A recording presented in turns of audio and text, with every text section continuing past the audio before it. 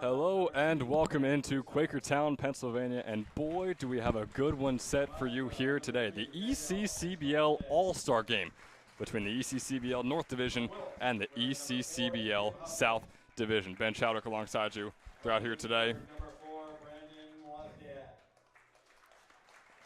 We got you all set here from Quakertown, Pennsylvania. Should be a fantastic and fun-filled day. Got so many things planned for you here on this broadcast. If you couldn't make it with us here today, we got the lineups being announced on the PA system right now. And let's meet our lineups. First off with the North. Nate Locke, shortstop, Wilkes University. Shane Philman, second base, Penn State Abington. Michael Kelly, first base, Canisius. Owen Fischel, designated hitter, DeSales. I'm Tom Rowan, catcher from Lock Haven University. How you doing? My name is Harold Arbor III. I play right field. I go to Alberta University, and shout out Mom and Dad. Daniel Escalante, played third base. Shout out to Miami West and Electricity Express. Grant Russo, outfield, Scranton Wolfsburg Miners. My name is Braylon Gonzalez. I'm an outfielder, and I'm from Binghamton University. I'm Cooper Zimmel. I'm a pitcher. I'm going to Kutztown University. So there is your North starting lineup, and boy, it is a good one. The North Division has been fantastic so far here in the ECCBL. The best team across the entire ECCBL, standings-wise, are the Southside Raiders. You see multiple of those guys in the lineup video we just showed to you right there. You got Nate Locke starting things off out of Wilkes University, and then Shane Philman out of Penn State Abington, Michael Kelly right behind him. That's the first three for the North. And you got Cooper Zimmel, who looks to have a fantastic day, committed to Kutztown University, as you can see in the graphic right there. It's only probably going to pitch 1 or 2 innings. The North only has about 7 or 8 pitchers here. Meanwhile, the South has a lot more and should be showing about 8 or 9 pitchers throughout this 9-inning All-Star game. And speaking of the South, let's meet them right now. Jack Walker, center field from Eckerd College. Jackson Scro, shortstop, Haverford College. Jack Hughes, first base, Lackawanna College. Joe Gabetter, DH, Stockton University. Jaden Shin, left fielder. Shout out Cornell Baseball and Brandon Barrel. Henry Ayers, catcher. Shout out Seanol Prep, Middlebury College. Enrique Tefano, third base. Shout out St. Joe's Prep and Franklin Marshall College. Carl Wisman, right fielder, shout out Bishop Eustace High School. Ethan Tolbert, second baseman. Shout out Morrison High School. Chase Burrows, pitcher, Babson. So there is the South lineup. Chase Burrows, you saw him last there in the video, starting things off, probably going to pitch 1 inning, like I said. Today he's from the Mercer Mammoths. But starting things off as the leadoff hitter is Jack Ploppert, and we're honored enough to be joined by the Generals head coach, Mike Coryell. So, Coach, starting off with Jack Ploppert, one of your best players, obviously leadoff hitter in the All-Star game. That says enough, but batting over 400 so far this summer. What can you say about him as a player and both as a man for on your team? I really can't say enough about him. The kid just has been hitting the ball all year long. He's hitting with power. He's finding holes with ground balls, and he's a terror on the bases. He got really good speed. He shows that in the outfield, chasing balls down. He's just an all-around baseball player. And you see Henry Ayers as well. It's so tough coming out of high school, facing this college-level competition, and still playing good enough to be an ECCBL All-Star come about halfway point in the season, which we are right now. So Henry Ayers just graduated from Seton Hall Prep, headed over to Middlebury for his freshman season soon. So what can you say about him as one of the younger guys really outperforming here in the ECCBL? As of 2 weeks ago, 2.5 weeks ago, when they started talking about the All-Stars, I said, I don't have an All-Star catcher for you. Henry really hadn't done much at that point. And then all of a sudden he just got comfortable facing the college pitching. And man, has he been hitting the ball. He's just got a nice little inside-out swing, stays to left center an awful lot. But there was a game last week where man on second base, nobody out. I asked him to pull a ball. And he hammered one that the second baseman chased down, but got that runner over to third base. It was so important to do that. And another player I know who has really stepped up for you guys recently, which is why you're kind of climbing up in the ECCBL South Division, Justin Sestawicki has really stepped his game up, I feel, for you guys in these past few weeks. So what can you say about him and how he's performed recently? Justin's just a good ball player. He's just very confident, which comes from, you know, the number of years he's been in college. And he just solidifies the infield for us. He just gobbles everything up, and he and Nick Tomasetto really have worked well. They went so far as in 2 consecutive games against the best 2 teams in the North Division, pulled off a fake. It was a hit and run, and the guy stealing second base, and there's a pop up to right field, but they acted as if it was a ground ball, and we turned 2 double plays. And you know, it's not something I can try and teach it, but they have to think of it on their own. And Nick Tomasetto, you mentioned, is a player not here today, unfortunately, but a guy who has played in nearly every single game for you guys so far this summer and has been consistent the whole way through. The last player I want to ask you about, Coach, is the man who was in the home run derby earlier. He'll be out there as a designated hitter today. Donato Incalingo has just been fantastic and is probably one of the best power hitters we have here in the ECCBL. What can you say about him and what he's done this summer? Donato is just a beast. He's very, very strong. You know, so many times he's when he hits the ball in the nose, you know, people better get out of the way. He really hits it hard. And super nice guy, always a smile on his face, and has played a more than adequate right field for us. He's made a couple of diving catches. Really nice ball player. Well, that's going to wrap up the South Division's lineup. We're going to take a quick break, but we'll be right back so you can learn how that home run derby went down. And once again, big thanks to Coach Mike Coryell giving us some insight on all his players out here today. We'll be right back.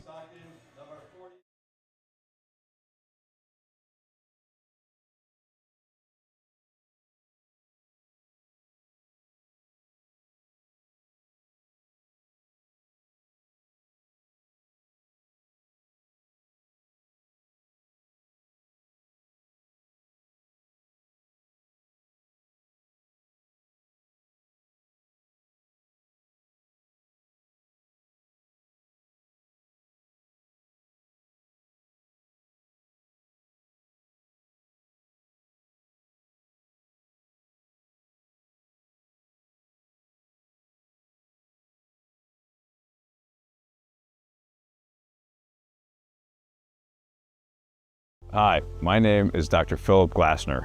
I'm a hip and knee replacement specialist at Mid-Jersey Orthopedics. We're a multi-specialty orthopedic practice with offices in Flemington, Bridgewater, and Washington, New Jersey. We have 18 fellowship-trained specialists to take care of you from your neck down to your toes. We offer conservative management such as bracing, therapy, and injections through surgical interventions as well. Our goal is to keep you active and healthy and get you back in the game. We also offer on-site digital x-ray as well as MRI. We have evening and Saturday morning office hours to assist with convenient appointment times, as well as having walk-in appointments available. Call us or visit our website at midjerseyorthopedics.com so we can help you to live life better.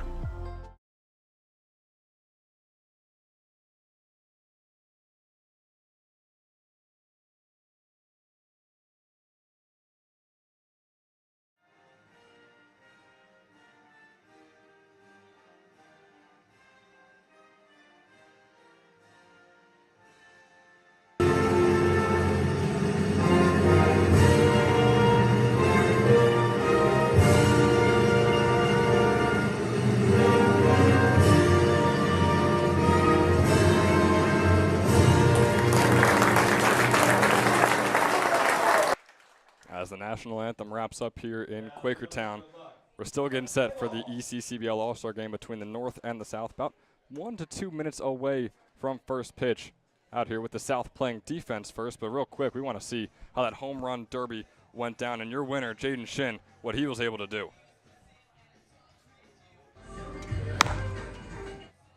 We're going to fix that video for you 2 seconds and then get it right back for you.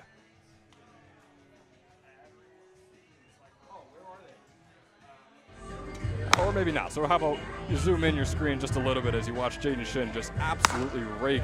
About an hour and a half That's ago, one. setting the ECCBL home run derby record with 15 home runs across the 2 rounds. He had 6 in the first round, just got his way into that final round, and then he tossed 9 over the fences, setting that ECCBL record. And second overall was Tom Rowan out of Scranton with the Wilkes-Barre Miners. Tom came in second with a combined 8 overall. So Shin with 9 in just the second round alone. And Coach Coryell, we have you right back here. We know you were tossing to Jaden Shin out there, and what he was able to do was just spectacular here earlier. He's got a really natural left-handed swing, and he's so powerful and such a nice kid.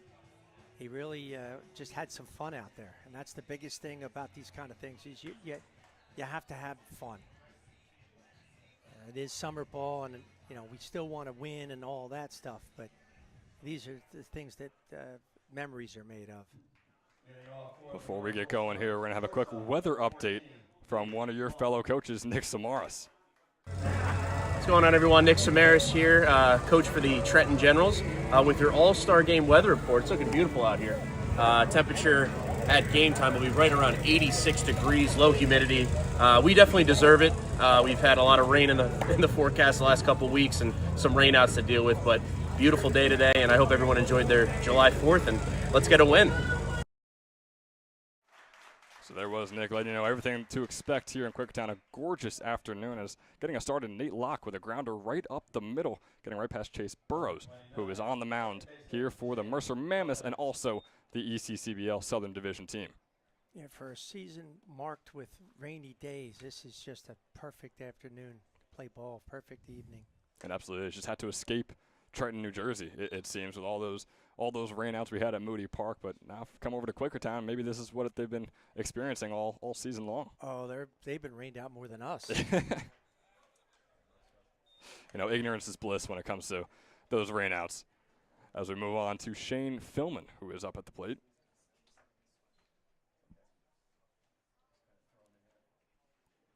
Philman taking that second pitch along the left field line, is going to get out there for a base single. He's rounding first, trying to make it 2 as Locke heads over to third, and it's going to be a standing double for Shane Philman.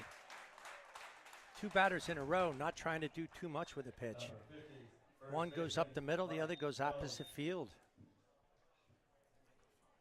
So Philman and Locke getting things going pretty quickly here in Quakertown. Philman rocking that South Side uniform as that breaking ball is outside on his fellow teammate Michael Kelly. Kelly, who just wrapped up his sophomore season over there at Canisius. He's a 239 hitter with 13 RBIs to his name. He takes that breaking ball in there for a called strike 1, 1-1 count. Already 2 in scoring position here for the North Division. The lefty Burrows on the mound. Gears up, dishes. Fastball way inside. It's going to be too far inside, actually. Striking Kelly and loading up the bases thanks to the hit by pitch. Not the start you're looking for if you're on the south side. If you're on the South All-Star side. All-Star, the yeah. South side players are raking right now. True.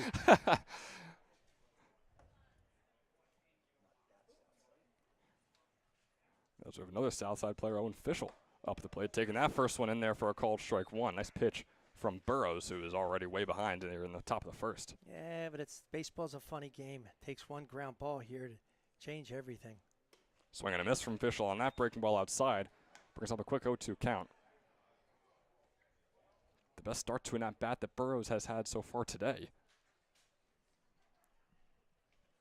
Bases loaded, 0-2 pitch. Swung on, is going to go out into right field. The RBI single bringing home Nate Locke. Runners are going to stay where they are, except for Shane Philman, who's going to race all the way home. The throw will not get there in time, and it's a 2-0 ball game in favor of the North Division All-Stars. So how about that on an 0-2 count? Yeah. Piece went out into right field. Way too much played on the 0-2. I think this is going to be a high-scoring affair today. Yeah, it seems like all-star games usually are, no matter the sport, no matter the place either. Pretty good hitters on both sides. We see one up there right now. Tom Rowan came in second in the home run derby behind Jaden Shin. He had 8. across the first 2 rounds, or the only 2 rounds. He's got a 1-0 count on Burrows as that fastball is in there for a called strike 1.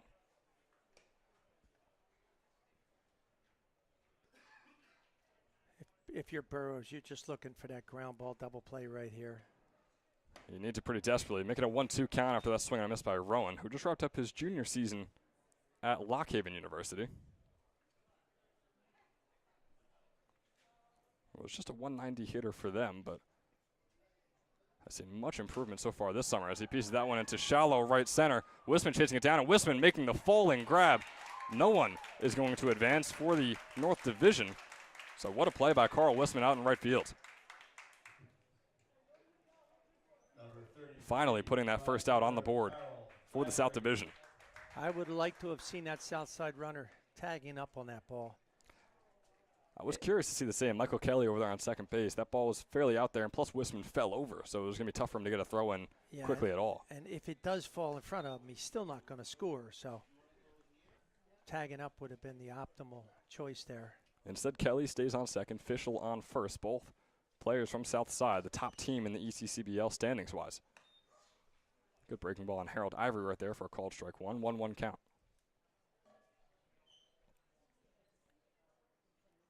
Ivory just wrapped up his sophomore season at Alvernia as he fouls that one off. He was second in the home run derby today, right? I think it was third. Yeah, because he had Rowan who was second with 8, and Ivory had 7 out there. But Ivory fouling it off to that large foul grass, I guess you can call it, which I know we don't really have at Moody Park, as he fouls this one off again. A lot of foul room here, and everything's in play. There's a lot of room for Shin, the left fielder, out there to work. And even for Wisman out in right field, not as much room as the left field foul grass, but still enough, and much more than we have at Moody Park. Here's the 1-2 count. Swung on. It's going to be a liner right over to the glove of Tafano, looking for the double play as Kelly cannot get back in time, and just like that, the double play finally puts away the inning. It was a rough start, but you could say it's an even better finish for the South Division defense, although they do fall behind 2-0 at the end of the top of the first. We'll see you in the bottom.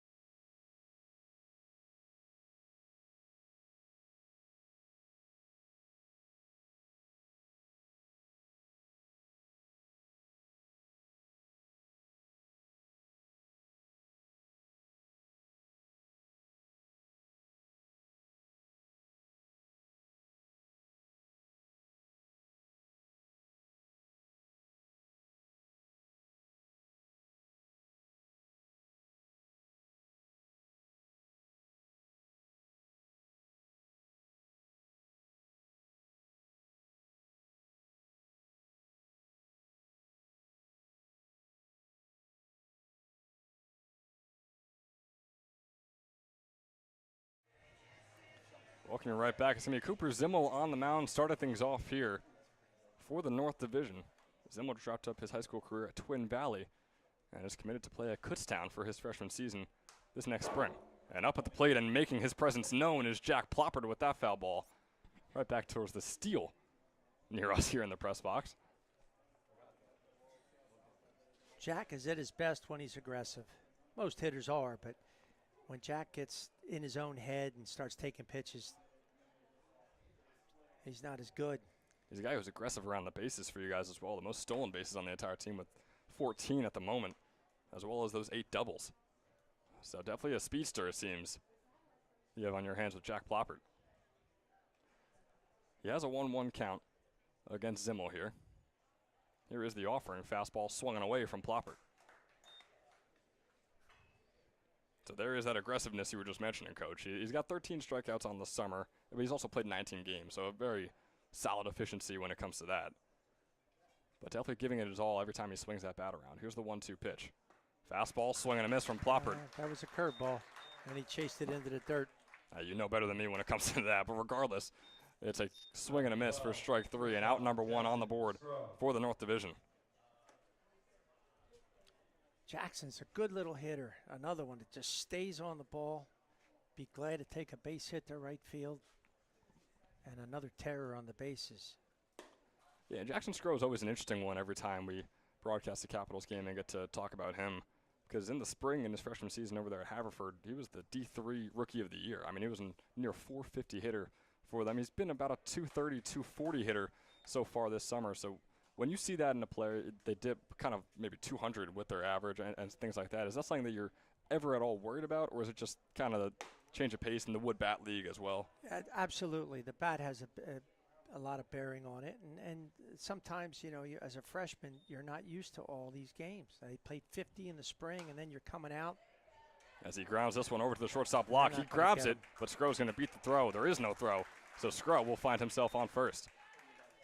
Absolutely a hit, yeah. Yeah, the thing that the 450 batting average or whatever he hit didn't surprise me as much as the fact that he hit 8 home runs. Yeah. All 5'5" of them.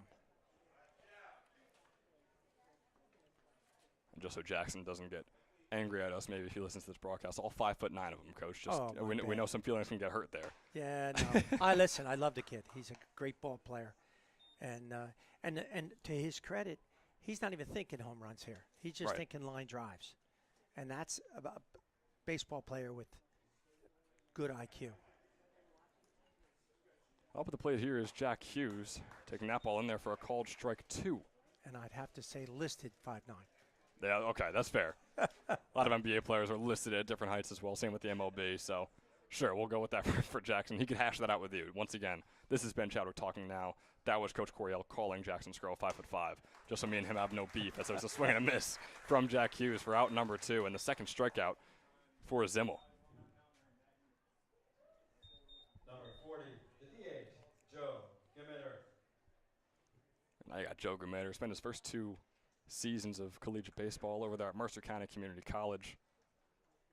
Just wrapped up his junior season with Stockton University. He swings at the first pitch and fouls it off. Actually, I think Jackson's, I believe it's his grandfather, was a pretty famous coach in Ewing.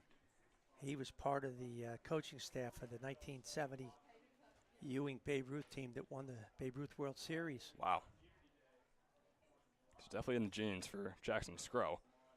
Joe Gamitter, the lefty, with a swing and a miss there. Zimmel, it's looking really, really solid. And you could say the one hit he allowed was a grounder that went right to his shortstop as well. He's changed his speeds really nicely, and these South hitters are just chasing balls. Pitch to Gamitter is going to be outside, swing and a miss from him. And that's 3 strikeouts for Zimmel on 4 batters here in the bottom of the first. Making short work of the Southern All-Stars here in the bottom of the first. And we're heading into the top of the second, where the North holds a 2-0 lead and looks to add on to it when we return.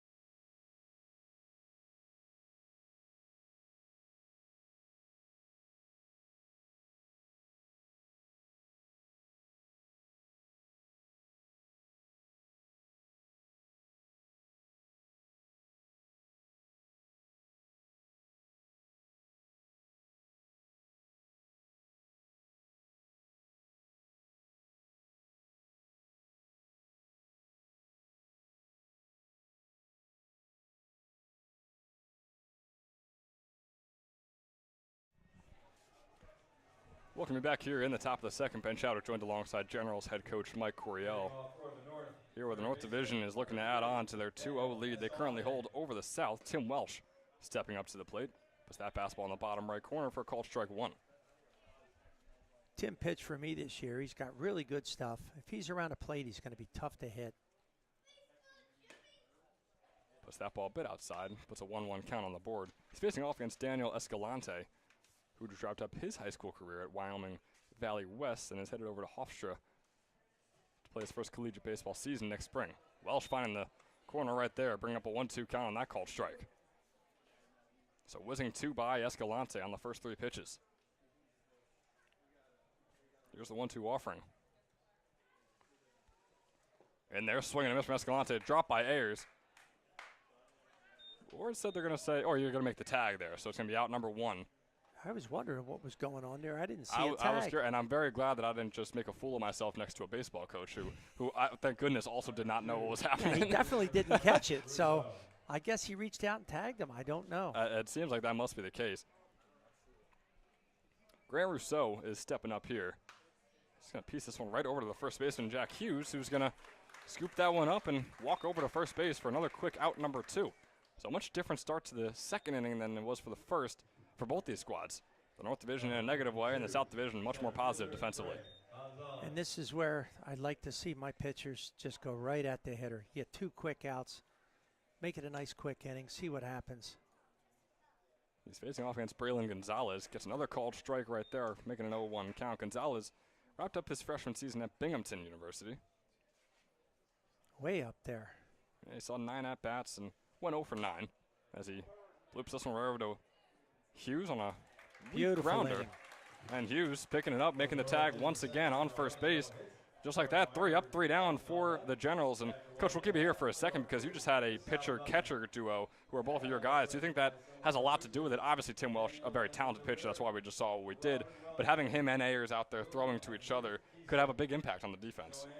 Ordinarily, I'd say yes, but during the summer, you never know who you got catching for you. We That's have true. 3 different catchers, and he may not have even thrown to him this year. He probably did, but it's just a matter of confidence to just throw your stuff. Right. You know, the pitchers that do well in our league are the pitchers that manage to throw a second pitch for a strike. Well, Tim Welsh looked good in his 1 and probably only inning today. He's probably over there telling the coach, hey, I can throw a little bit more for you. Welsh only had 7 pitches in that inning. So maybe he does come out, maybe he doesn't. We'll have to find out. But for now, we're going to take a quick break and be back in the bottom of the second after a quick word from our sponsor. Hi, my name is Dr. Philip Glassner. I'm a hip and knee replacement specialist at Mid-Jersey Orthopedics. We're a multi-specialty orthopedic practice with offices in Flemington, Bridgewater, and Washington, New Jersey. We have 18 fellowship-trained specialists to take care of you from your neck down to your toes. We offer conservative management such as bracing, therapy, and injections through surgical interventions as well. Our goal is to keep you active and healthy and get you back in the game. We also offer on-site digital x-ray as well as MRI. We have evening and Saturday morning office hours to assist with convenient appointment times, as well as having walk-in appointments available. Call us or visit our website at midjerseyorthopedics.com so we can help you to live life better.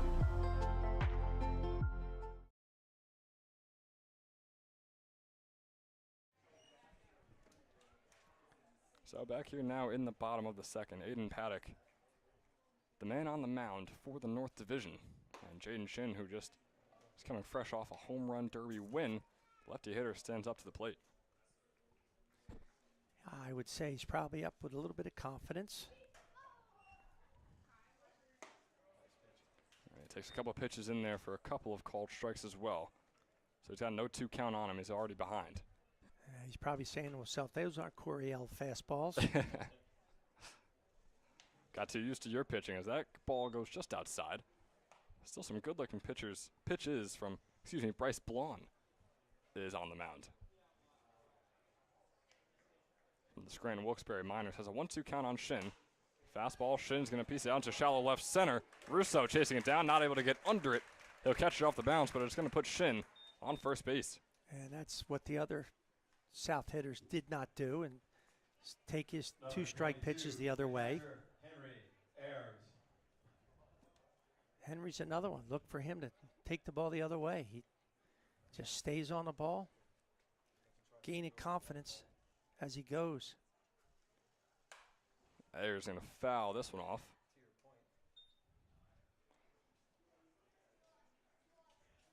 And Ayers is one of those guys who was able to keep his spring going into the summer. He was a .468 hitter for Seton Hall Prep in the spring and is a .375 hitter for your General so far this summer. So he fouls that one off for an 0-2 count. Yeah, he's going to go to college with so much confidence. It's a beautiful thing. And there's a very fine line between confidence and arrogance with these guys coming out of high school and heading into college ball, I'd imagine. It's difficult to be arrogant going into your freshman year. As Ayers puts this one out to left field, it's going to get down for another base hit. Put 2 runners on for the South Division. Didn't try to do too much with it, just stayed on it and base hit. Nice little poke over to Rousseau, the left fielder. Number 24, third baseman, Enrico Tufano. And along comes Enrico Tufano from the South Jersey Kings, a .289 hitter so far this summer, who just wrapped up his freshman season at Franklin and Marshall. Enrico Tufano. I think he's a nice Irish boy. First pitch to Tufano's going to go way up. It'll be kind of stopped and then grabbed barehanded by Rowan behind the plate. So it's a 1-0 count on Tufano. He only saw 8 at-bats for Franklin and Marshall in his freshman season. Went 4 for 8 with a double and a home run. So hard to deny that despite the small sample size. That ball's going to be in there for a called strike 1. One of the biggest things for runners on second is they're having a lot easier time getting leads during the summer because the pitchers and the infielders don't get a chance to work on pickoffs together. See if Shin is able to take advantage of it, as that one's going to be in there for a called strike 2 on Tufano. That looked like it handcuffed him a little bit. I'm not sure I like that call. He was questioning a bit too, but it's all in good fun, especially here at an all-star game. So Tufano with the 1-2 count. All in good fun till he makes an out. Then he's not happy. Then there's not too much fun heading over to the South dugout as he pieces this one grounder right over to Philman, who's going to scoop it up. Look for the double play. He makes the tag, makes the throw. Shane Philman out of Penn State making plays here in Quakertown. Very nice play. Philman scoops it up, tags Ayers heading over to second, makes the throw over to first to get Tufano out. And all of a sudden, there's 2 outs on the board here for the South Division. Number 15, right fielder, Carl Wisman. Ayers has to stop or at least run into the second baseman. If that's something you would coach, you would tell him, hey, next time just barrel right into him. Just got it. Well, just, enough that he can't just tag you and get that easy throw to first. Right. It's difficult because you think maybe I can sneak by him. And you feel that tag in your back and you say, oh, no. Up now here from the Capitals for the South Division.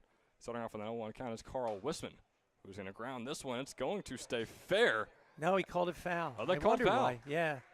He said it. I think it hit off his foot. Seems like it. So a bit of a break there for Carl Wisman as that one just danced along the first base line and right into the glove of Kelly. He never left the box, so I was wondering what he was thinking, and apparently he's thinking foul ball. Wisman's played 13 games for the Capitals this summer. He's a .333 hitter. Good little hitter. Oh, there's that word little again. He's going to get mad at you. As that ball goes outside, he's going to bring up a 1-2 count. Just so that people know, Carl Wisman standing at 5'11", heading into his junior season at Immaculata University. Nothing little about that guy. He's got a 1-2 count here with Shin on third.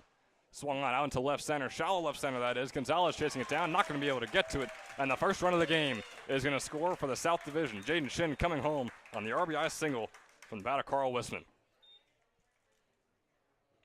So a Capitals runner comes home off an RBI from a Capitals hitter. And on deck and up at the plate now is another Capitals hitter in Ethan Tolbert.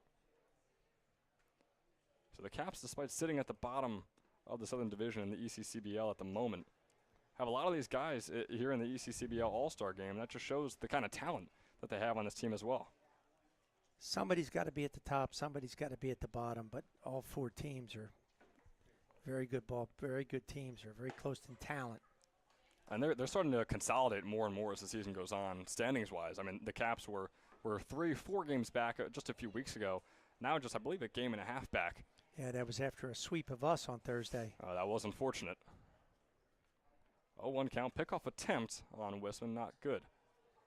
Well, I'm sure if you asked Pete Muller, the coach of the Caps, he wouldn't call it unfortunate. They call it very fortunate. I was not real happy with it.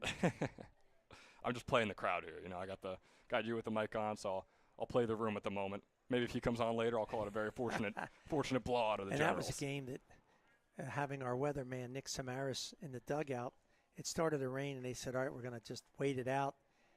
And Nick said, pack up your things, guys. It's only going to get heavier. It absolutely did. We saw your players heading off, and we had the umpires up in the press box with us. We were like, who made the call? And all your guys are leaving, so I guess Nick Samaras, our weatherman here in the ECCBL, was qualified enough to make that call. There was no complaints from us. I mean, that was a torrential downpour the other day.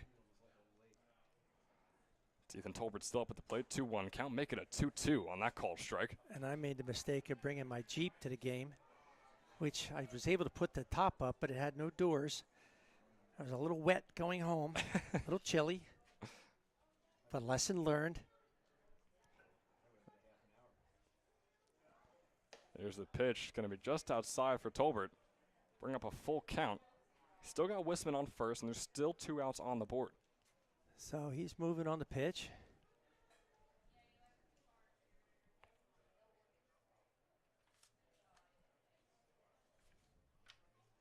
Outside. Pitch going to be outside, so it's going to walk Tolbert over to first. Wisman will take second. Moving right on back to the top of the order with your guy, Jack Plopper. And if I could just implore Jack to not pull off the ball. That's when he doesn't hit the ball well. When he stays at right center field gap, he's a powerful hitter. Plopper had the strikeout in the first inning, as did 3 of the first 4 hitters here for the South. That ball's going to be way low in the dirt for a 1-0 count. In fact, Jackson Scrow, who's on deck right now, was the only player not to get struck out in that first inning. Was the only player with a hit in the first inning as well. For the South Division, that is. The 1-0 on Ploppert. Ploppert is the ultimate go out there and have fun ball player. You can see him in the outfield, always getting ready and taking practice swings in the outfield, always getting ready to hit. As he fouls one right off against the blue steel. Again. Second time in a row in his 2 at-bats today. Nice catch from the man on deck, Jackson Scrow, with the barehanded snag. Boy, Jack Ploppert just cannot avoid the blue steel here in Quakertown. He's got a 1-2 count. Blonde now 25th pitch of the day. Swung on out into left center. Gonzalez having to chase it down near the wall, but he'll still make the grab for out number 3. So Ploppert making contact this time, but not contact that was able to find the grass before Braylon Gonzalez got a glove on it. But regardless, the South scoring their first run of the day. Heading into the top of the third is the North up 2-1.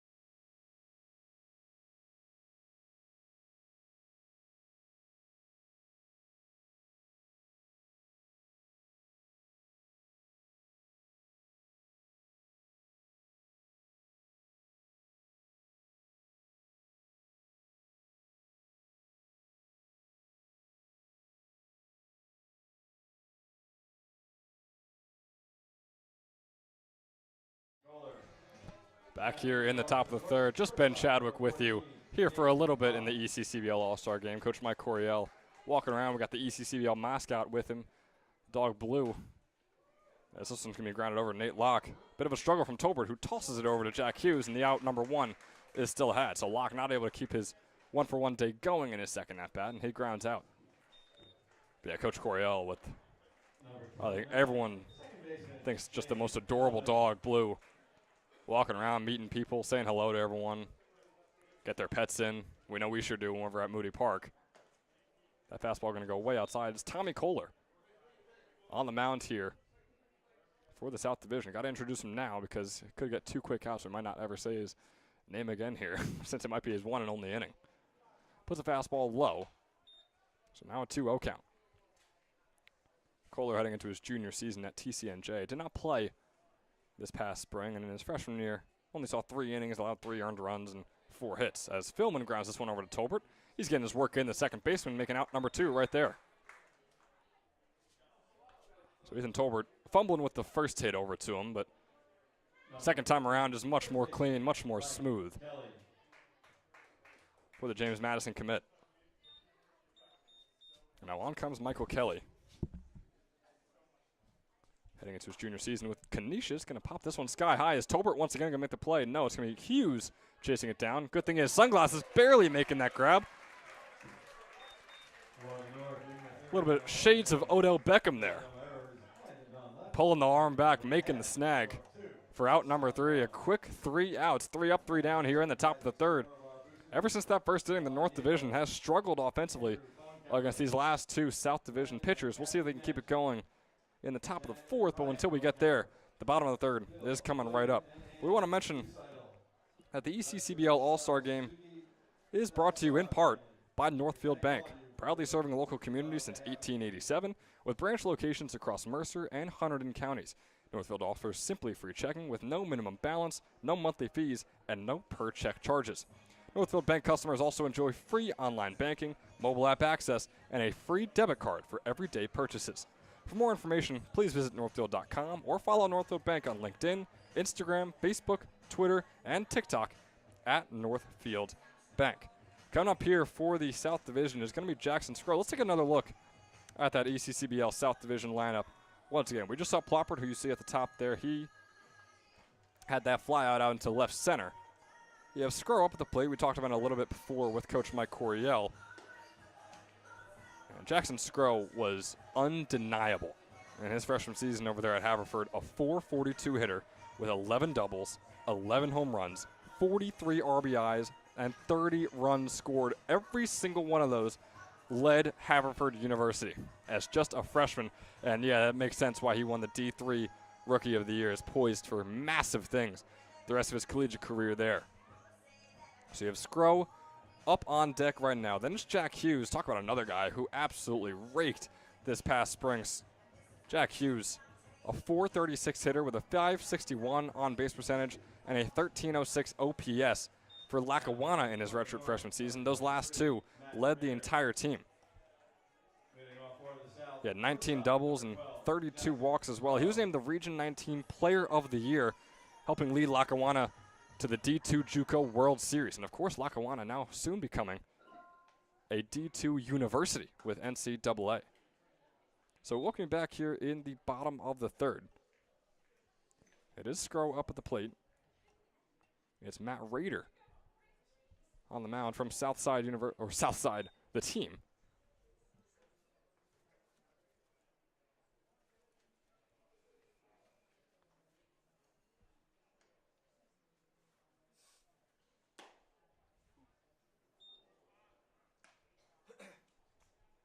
Matt Rader starts to scroll off with a quick 3-0 count. The Mansfield University commit. This one swung on by Grow, and it's going to be fouled off. So I don't see that too often on those 3-0 counts. Seems like you can almost guarantee that the batter will see that pitch go right by, whether it's right down the middle or at their heads. They're not usually swinging at that. Scrow does right there. It brings up a 3-1 count. 3-1 offering is going to be fouled off right over our heads. So 3-0 turns into a juiced count here for Jackson Scrow.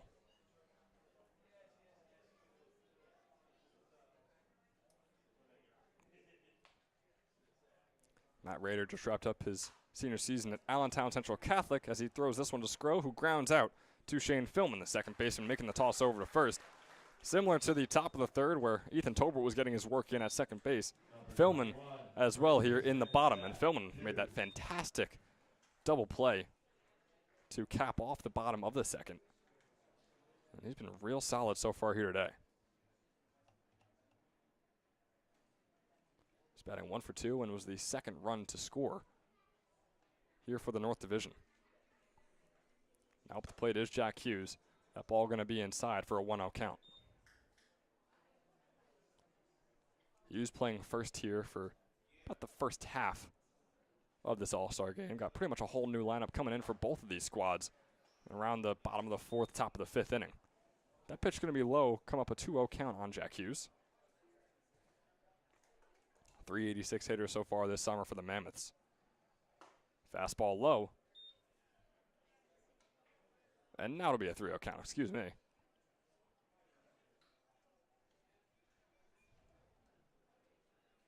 Hughes with a team-high 13 walks for the Mammoths this summer as that fastball's low, nearly in the dirt. And it's going to walk Hughes over onto first base. Brings up another Mammoths hitter, Joe Gamitter. The DH, Joe Gamitter.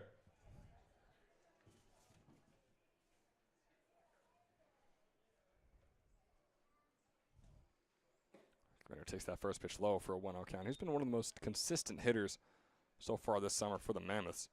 Ending off the spring season with a 405 average, which led Stockton. And so far this summer, he's a 394 hitter for the Mammoths. So keeping things similar as he fouls that one off, just barely off the first base line. Bring up a 1-1 count on him.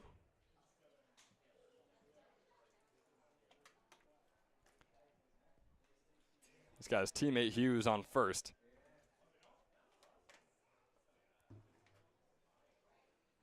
Takes that fastball once again in the dirt for a 2-1 count. Now guys like Gamitter and Jack Hughes are lucky to have their coaching staff here coaching them out on the field. Rich Carabelli, the head coach of the Mercer Mammoths, is out here today. Also the head coach of the Mercer County Community College Vikings, who Joe Gamitter once played for not too long ago. His first 2 collegiate seasons were with the Vikes out there in Mercer County. He's got a 3-1 count. Swung on by Gamitter. He's going to get past the first baseman, Kelly. Hughes rounding second, hesitating, and now finally heading back to second base after the base hit by Joe Gamitter. So Matt Rader has struggled just a bit here trying to find the strike zone. He's thrown 14 pitches, 4 of which have been strikes. Usually want to see that number at least over 50%. As on now is Jaden Shin. Takes the first fastball outside.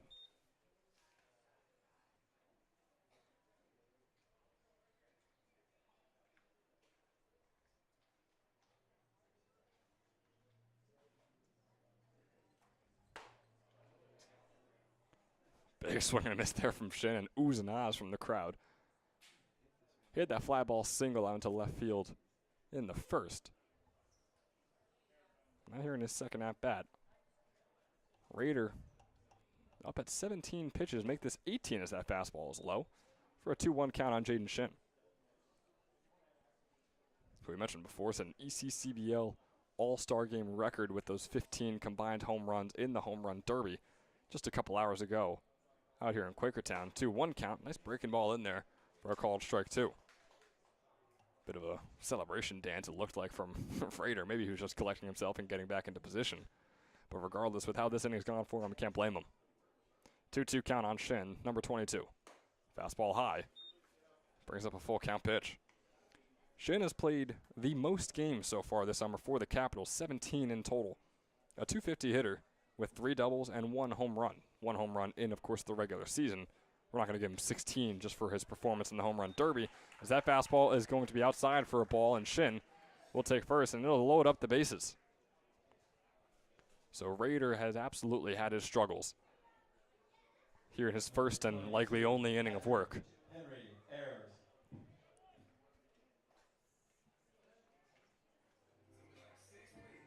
So now on comes Henry Ayers. He had a single in his first at-bat. Got some walk-up music playing for Ayers. Haven't seen that for anyone else. Maybe he paid off some of the Quakertown Blazers staff. Ayers, the lefty hitter. Fastball swung on. Going to get down out in center field. Hughes will come home. Gmitter will stay put on third, and the bases stay loaded while we have a tie ball game here in the ECCBL All-Star Game.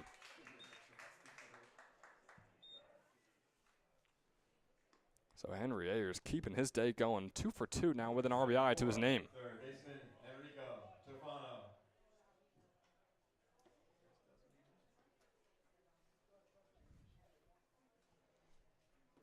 Enrico Tofano up at the plate from the South Jersey Kings, taking that first one on the outside corner for a called strike one. That's one that Raider really needs to start off a good at-bat for himself here. Tofano still looking to get on base for the first time today. Swung on, gonna get down out in left field, just barely. They're gonna say it won't. Boy, look at that, might have been a 2 RBI double waiting to happen for Enrico Tofano. Instead, just centimeters off, and continues the at-bat with the 0-2 count.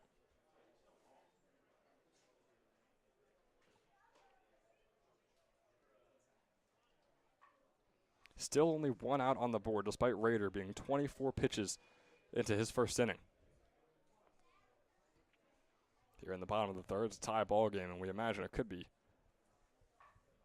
a storyline ending here in Quakertown. Both these guys, both these teams, obviously not playing for a win on any schedule or standings, but still knowing that they're going against the best here in the ECCBL and want to play their hearts out.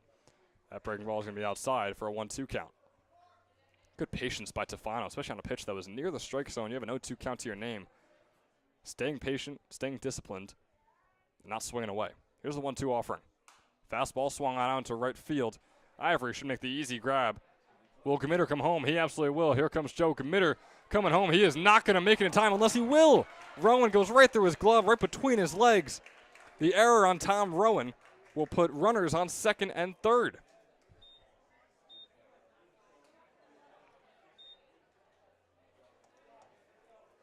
Oh, that is just one that is a tough one to get by.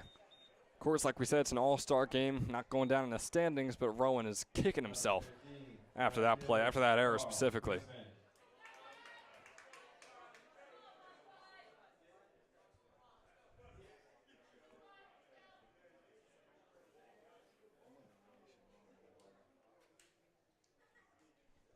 On comes Carl Wisman. He's singled on a loud drive out to center field. Home comes Shin. And just like that, it's a 4-2 ballgame after that wild pitch from Matt Raider. Now, you don't want to say anything like this for certain, but you wonder if Raider's day might be done before he gets 3 outs to his name. We'll have to see how much the coaches are really looking into winning this ballgame more than just letting their all-stars get their all-star playing time.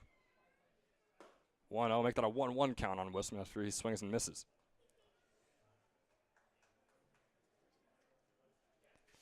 (4-2), the South leads here in the bottom of the third. Wisman taking a fastball low, bring up a 2-1 count on him. Had a single go out into center field in his first at-bat. He's going to just foul this one off. His first at-bat as well, he had one go right off his foot and ground over to Kelly. This time hitting another one right back into himself, and he's going to have to shake it off.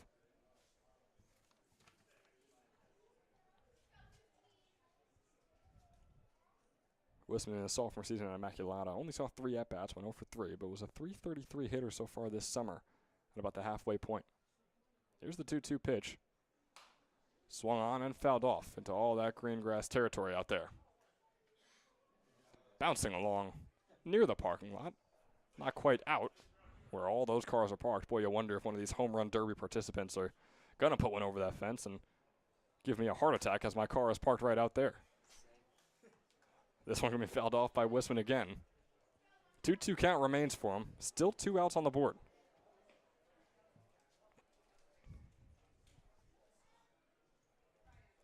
Two offering, breaking ball is going to be outside. It was a decent-looking pitch for Raider, who has been on their mound for far too long now, 33 pitches in.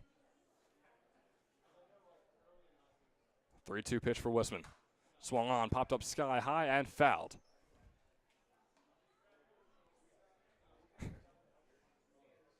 So a long at-bat here for Carl Wisman. Raider hovering around the 85-mile-per-hour mark, and he hit that right there again on that fastball inside, putting runners on the corners here.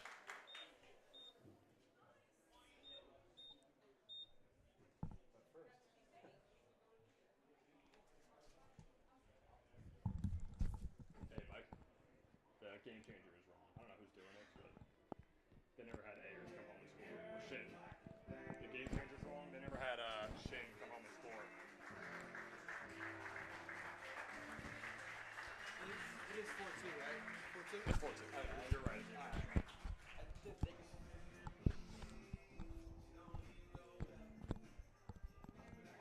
So we are going to get a pitching change out here for the North Division. Matt Rader, after 35 pitches, his day is going to end. 35 pitches, 2 outs to his name. He allowed 2 hits and 2 earned runs along with 3 walks. So no strikeouts to his name.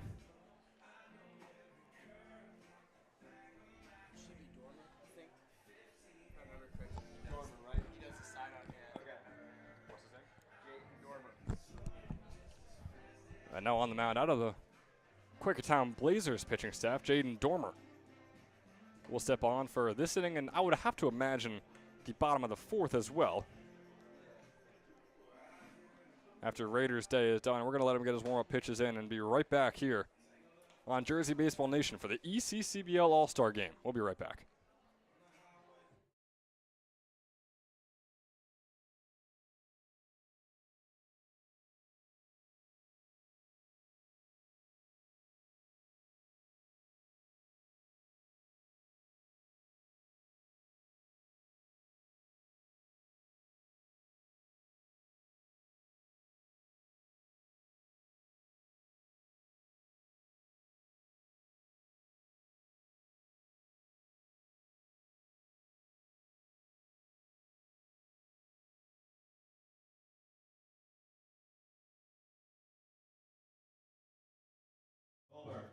And just like that, we'll welcome you right back here. Runners on the corners for the South Division. Jaden Dormer is the man on the mound.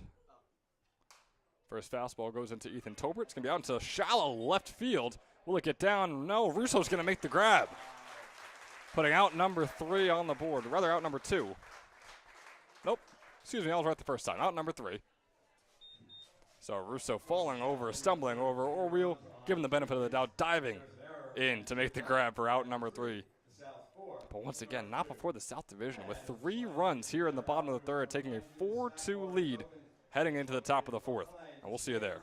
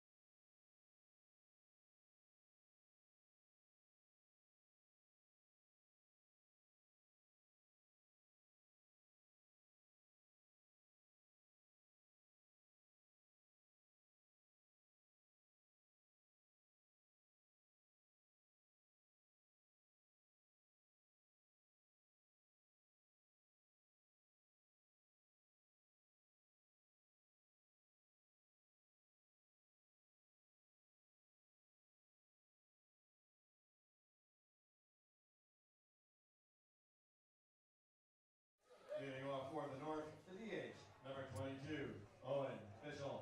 And just like that, we'll welcome you back here into the top of the fourth. Nick Lavaco is the man on the mound. The Drew University commit. His first pitch going inside.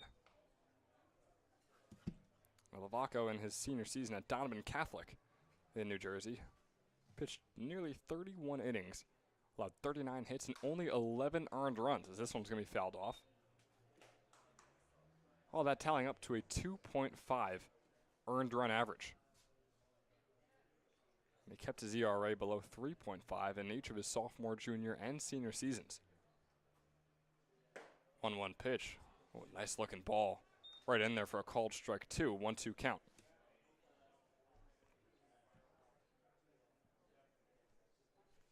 Michael Kelly, the first baseman, up at the plate here. Fastball swung on and fouled off.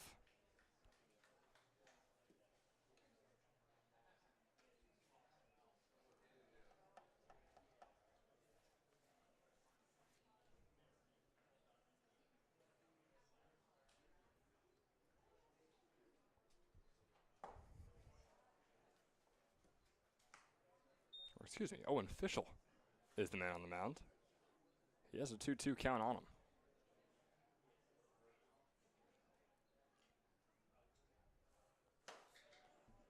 Another ball on the outside, bring up a full count. Fischel, heading into his grad student 5th year over at DeSales University, was a .323 hitter this past spring. 32 hits on his 99 at-bats with a homer and 6 doubles to his name. 3-2 offering is going to be a fastball high, and he'll take his base. For the second time today, Fischel gets on first. Number 33. He had that 2 RBI single earlier in this one, which brought home both Locke and Philman. Now stepping up for his second plate appearance, starting things off with a walk. So now on comes Tom Rowan. First fastball was a quick one, but it's going to be a little low.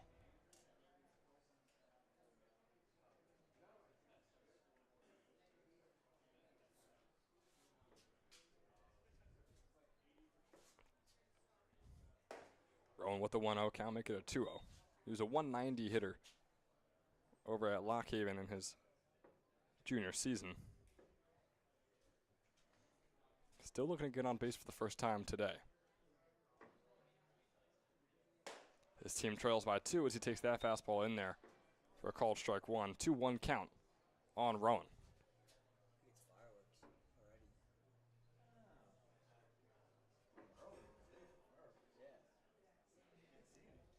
2-1 pitch coming up to the soon-to-be senior at Lock Haven. Swings and misses. And brings up a 2-2 count on himself.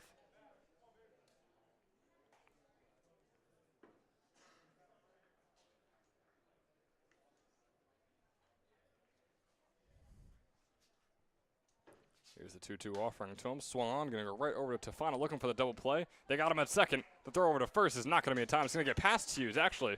Rowan will run past first base, not realize the situation, and stay on first thanks to the fielder's choice. And the error on Ethan Tolbert.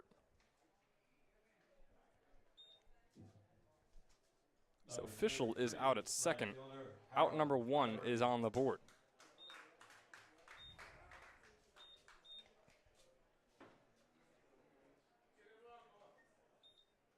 And on comes Harold Ivory heading into his junior season at Alvernia University. A .291 hitter this past spring in his sophomore campaign.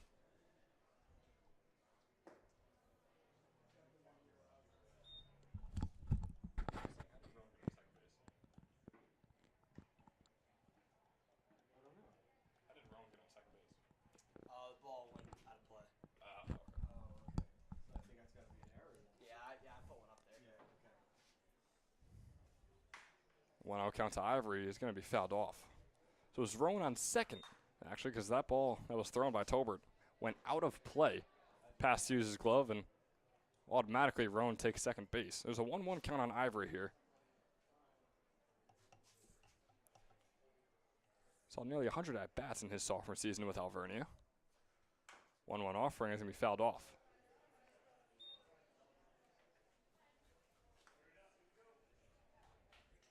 So Nick Lavaco, here in 15 pitches. here in his initial and probably closing inning, as I'm sure I'll be making that really awful joke a few more times here tonight. It's a 1-2 count coming up here on Ivory. The offering is swung on and fouled off.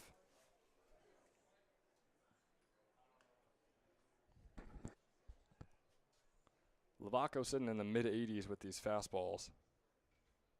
The most recent changeup was in the high 70s for him.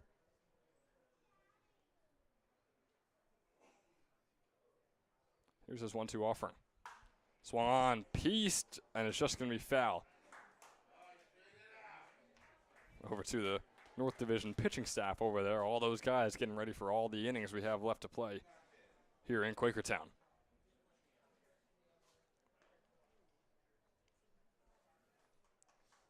The 1-2 offering yet again. Ivory not swinging at that one. Fastball goes high and away. Brings up an even 2-2 count.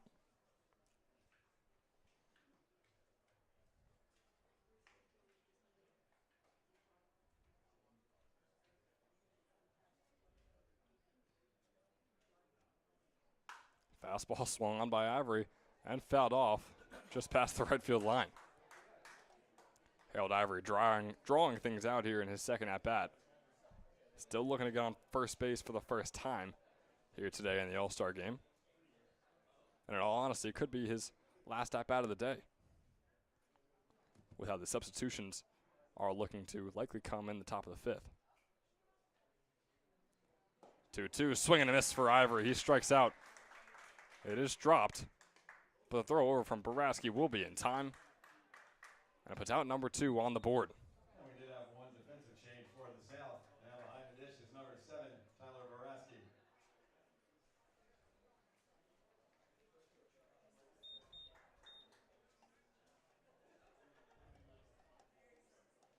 Third baseman, number 3, Daniel Escalante. So it's going to be Daniel Escalante with the second plate appearance today as well. Similar to Ivory, looking to get on first base for the first time and likely his last at-bat. Rowan is still waiting patiently over there on second base. Escalante takes the first one low and away for a called ball 1.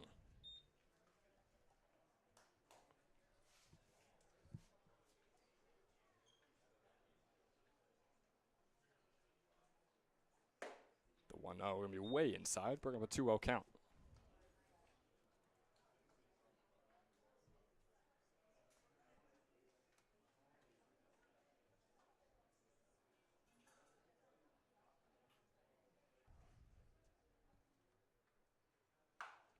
This fastball swung on right over to Jackson Scrow, the shortstop. His throw over to Hughes, the first baseman, is there and in time. And for the third inning in a row, the North Division goes scoreless. Boy, they started off blazing hot in the top of the first with those 2 runs, and you kind of wondered and were thinking that maybe they're going to run away with this one, especially with how their division has played this entire season compared to the South. But no, instead they're down 4-2 after not scoring since that top of the first. The South's put up 3 in the bottom of the third. They're looking to do something very similar when we return in the bottom of the fourth. We'll see you there.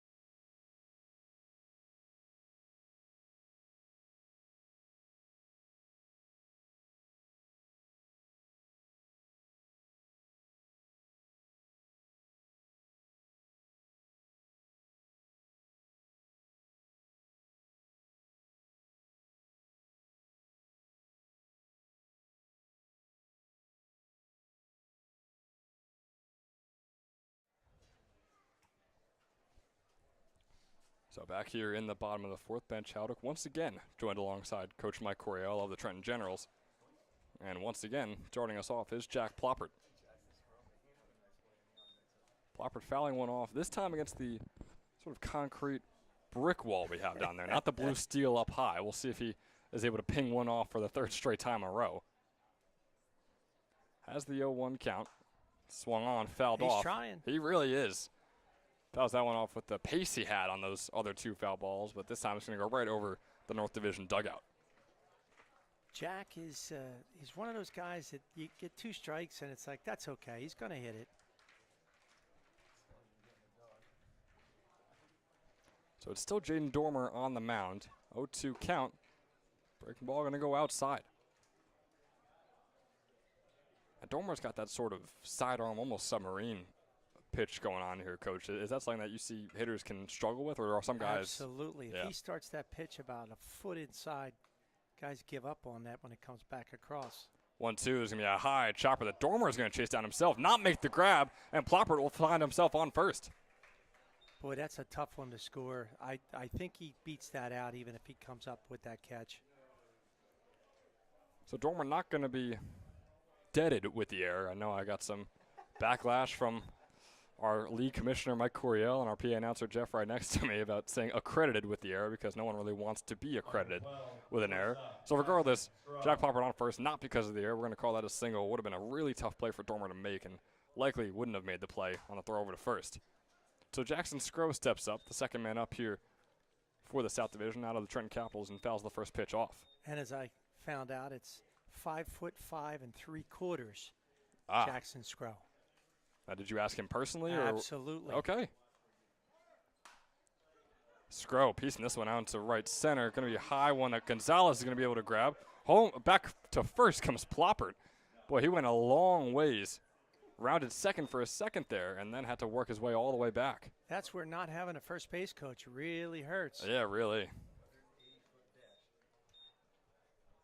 Which is curious. There's a lot of coaches. I mean, being a coach yourself, is there a reason for not having a first base coach, or is it just sort of all-star game, let the guys do whatever they think is right? No, he's got other guys sitting there. And maybe because a couple of the other coaches, I know my coaches are there, but they're not in uniform. But it does help. Yeah, absolutely. And this is Jack Hughes, right? Yeah, Jack Hughes up at the plate right here. Still looking to get on first base for the first time today as Ploppert takes off, and Hughes is going to put this one right out into right field. Ploppert going to be able to round second, head over to third. That's going to put runners on the corners here for the South Division. I'd like to point out here that both Jack Hughes and Gamitter were recipients of a Trenton Softball Hall of Fame scholarships a couple years ago. Right. Number 40, the DH, Joe. Yeah, both Region 19 guys with the NJCAA, Gamitter over at Mercer County. And 2 super nice guys. Yeah, absolutely. 2 guys playing for the Mercer Mammoths, playing for Coach Rich Carabelli, who is the Mercer County Vikings coach in the spring. As Gamitter is going to put this one out past center field. Gonzalez is going to chase it down, make the grab. Home comes Ploppert. That should be an easy sac fly as Jack Ploppert makes this a 5-2 ball game here in the bottom of the fourth. How about the South Division? Joe showing off his power there. Of course, last inning, he showed off his speed.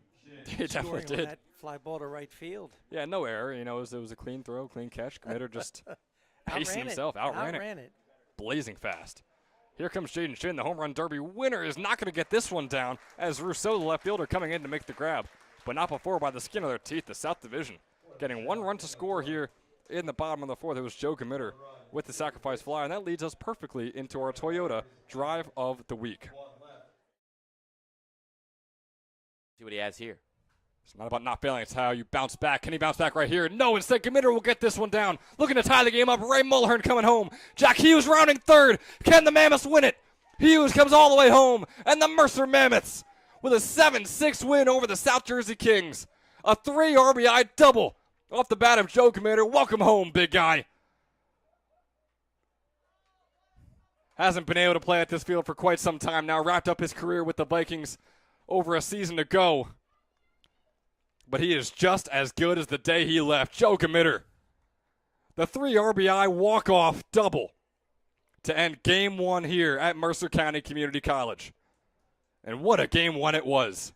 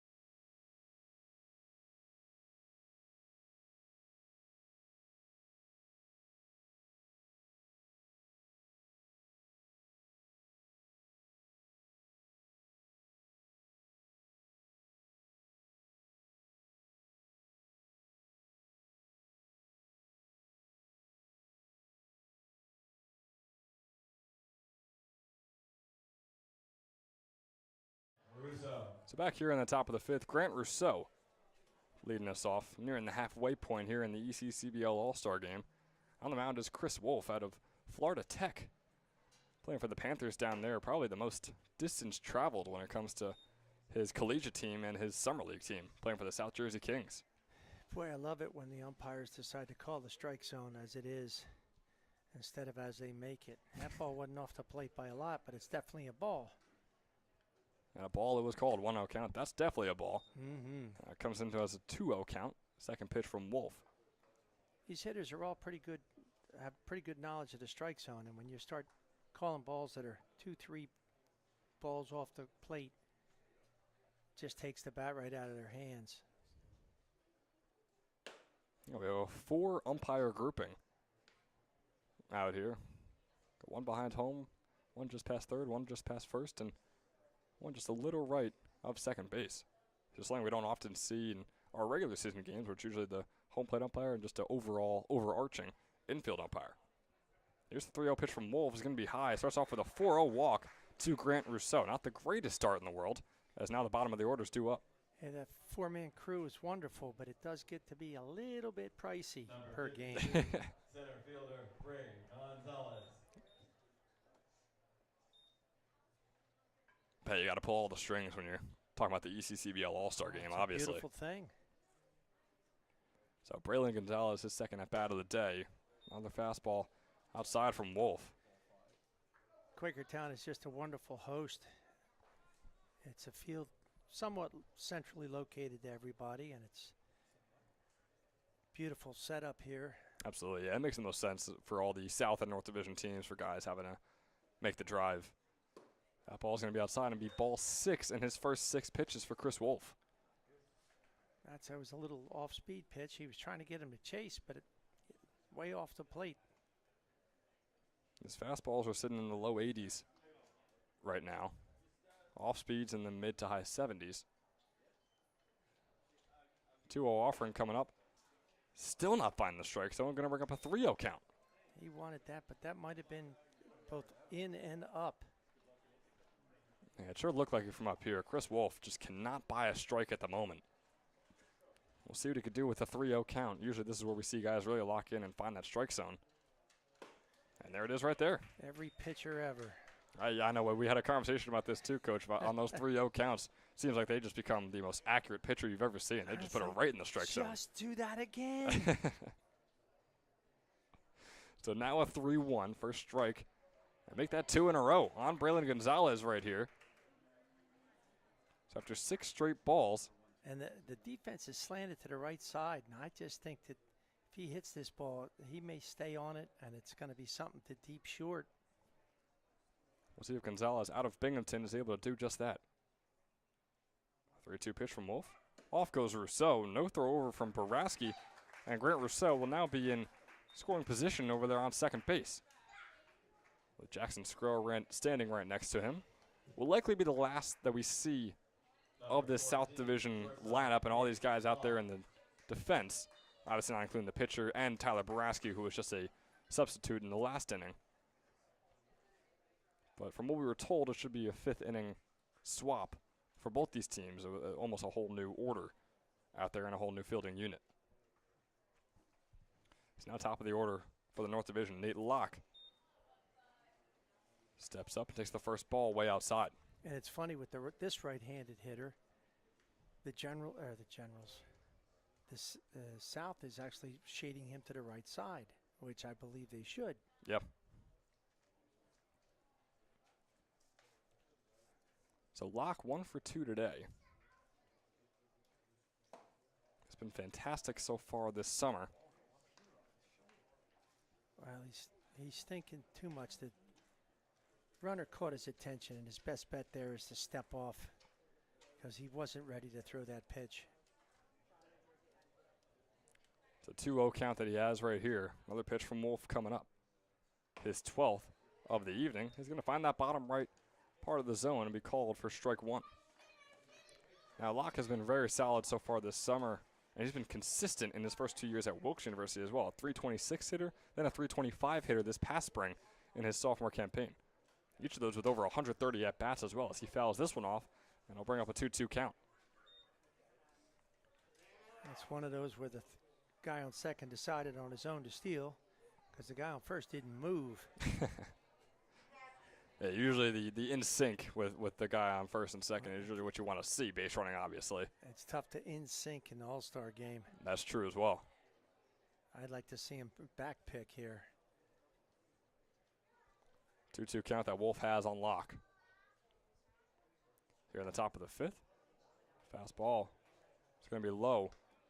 Make things a full count. Yeah, he's really pressing here. He needs to throw a strike here. If the guy hits it, he hits it, but he's got to put it somewhere. Locke, a very patient hitter, led Wilkes University with 27 walks this past spring. 3-2, off go the runners. That one's going to be inside and called for the strikeout. That's close enough to not take there. He didn't like it because it was inside, but I thought it was right there. Maybe a ball inside, but definitely a pitch that's going to get called. Yeah, those inside pitches are always the ones that can be so contentious with the hitters because they don't want to swing at those, right? They know nothing good will happen even if they make contact. Well, Especially something with good. These wood bats. Especially with the wood bats, you're right. Now it's runners on second and third. Philman steps up. The grounder over to Jackson Scrooge is going to make the decision to throw over to first. 1 run will score, and 1 out will also be tacked onto the board. It's going to be the second of the inning, 2 outs. Jackson and a 5-3 ball game. Jackson just makes that look so easy, so effortless. Just catch it, let it go. Don't try and fire it. Just catch it and get rid of it. Yeah, he was the D3 player of the year, rookie of the year, I should say, for multiple reasons, right? I mean, obviously with the bat in his hands, he was fantastic, but also playing short over there for Haverford, he was lights out and was always so reliable, as he has been for the Trenton Capitals and now the South Division All-Star team here today.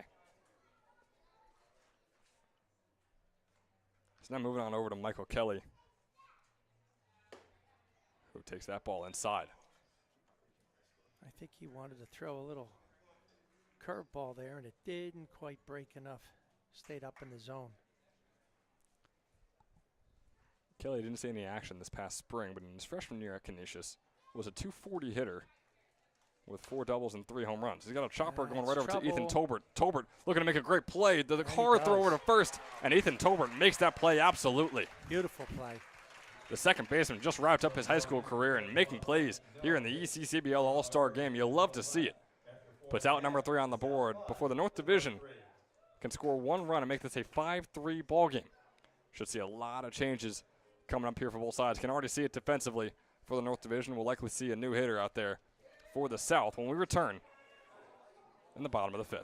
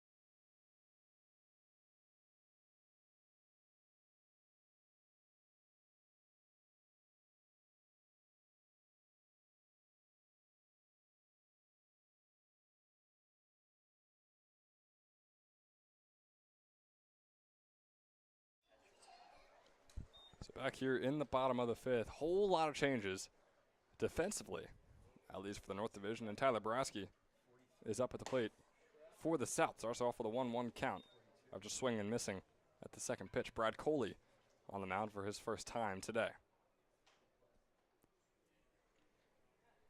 It's Brasky's first at bat. Nice Ball that he fouls curveball. off. Yeah, good looking pitch from Coley. Came right in on his hands. 42, Jordan Santiago. If he made better contact, he probably would have broken his bat. Brad Coley, another fastball, is going to bring up a 1-2 count, or keep things at a 1-2 count after that foul. Hey, Chris, is that Carson Bowman? Coley, another Alvernia No, at third. University Carson guy, Bowman? dropped up his junior season over with them. Yeah. 4.2 earned run average on the 15 innings he pitched this past spring, as that one will once again be fouled off by Tyler Brasky. At third base for the North now is number 1. Brasky looked to play catcher for the rest of today for the South Division, a .320 hitter so far on the summer. Played 9 games for the Caps, has 3 doubles, 2 RBIs. Good strong arm behind the plate, too.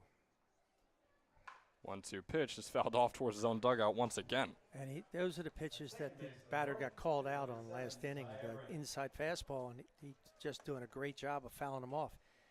Very difficult to keep those balls fair, but he's not going to let the umpire take the bat out of his hand. 1-2 count, fouled off once again on that inside pitch. Same spot. He's changing speeds with it, but it's the same spot. It's a beautiful pitch. And it's good on him, too, for maybe watching the game and seeing how the umps were calling the strike zone and maybe switching up the way he swings here and swinging at more of those inside pitches because he just saw the strikeout before. 1-2. That's going to be a swing and a miss. Drop third strike, though. Or rather not. The tag will once again be made. It definitely is an advantage when, as a being a catcher and getting to see the umpire's strike zone. Number 24. That is true, yeah. Brasky obviously able to know what kind of balls and strikes he was calling for his own pitchers when he was behind the dish. But he swung and missed at that third strike. Chased the pitch up. So now on comes Enrico Tofano, who is 0 for 2 so far today, still looking to get on base. As his team leads by 2. 5-3 is the ball game. Picking up his feet there as that fastball goes way low for a 1-0 count.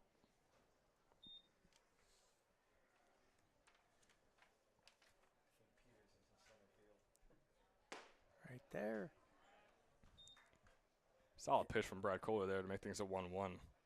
Enrico hit that slow roller to second for that double play. Henry Ayers asked me what he should have done in that situation. I brought up Albert Bell, who back in the, I guess, 80s, came in on that same play and just gave the second baseman a forearm shiver. As Stefano grounds this one right over to Kelly, who struggles with it, makes the toss over to Coley. Nicely and Coley done. racing over. Yeah, good hustle from the pitcher, getting his foot on the bag, getting the ball in his glove. Nice for out number soft, 2. Nice soft toss by the first baseman. You know, again, they've never worked together, and it's not the easiest of plays. So Tefano's going to fall to 0 for 3 on his day. Moving on, Carl Wisman up at the plate once again here for the South Division. 15, right fielder, 2 outs on the board and no one on here in the bottom of the 5th. Just over the halfway point here in the All-Star game. Wisman had that RBI single in his last at bat and walked in his first plate appearance. Swings and misses at the first pitch. Another solid one from Coley, who really seems to be settling in here. Well, it might be his only inning of work, but regardless, still looking good on the mound. The lefty on lefty battle puts that one a bit outside. Was looking for the same sort of outcome as pitch number 1, but regardless, it's going to be a 1-1 count on Wisman. Those shadows are starting to creep in on home plate. Another inning or two, it's going to get difficult to hit with the standing in the shadows. Wisman's going to hit this one just foul right back towards his fellow teammate and guy who's on deck, Ethan Tolbert. He tried to make the grab right there, similar to Jackson Scrow, who was able to before. But that was a hard grounder, and we're pretty glad he didn't make that grab. I'd have worried what might have happened to his hand there.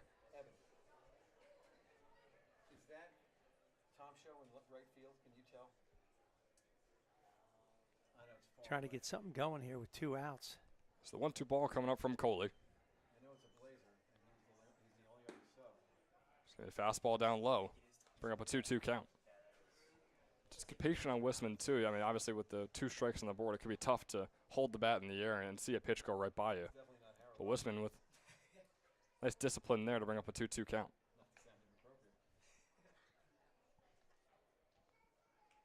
2-2 offering. Swing and a miss there from Carl Wisman.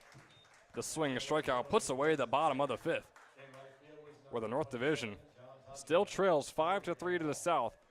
They're going to try and crawl their way back when we return. Coming up here in the top of the 6th.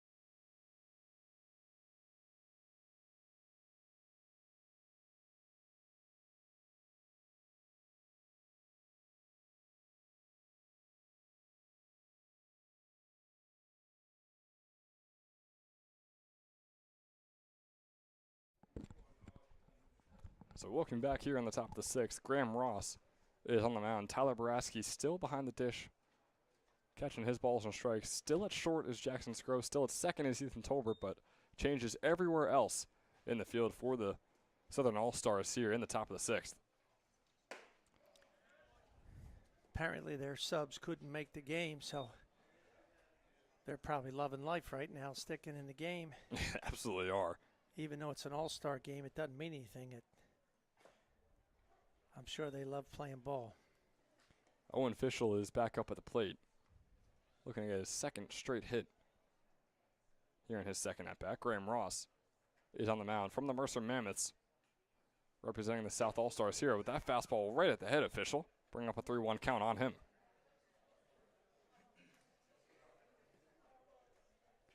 Ross threw over 28 innings for Drew University in his sophomore season, allowing 31 hits and 22 earned runs for a 7.0 earned run average. Gets that pitch in there for a called strike 2 and brings up a 3-2 count on Fischel.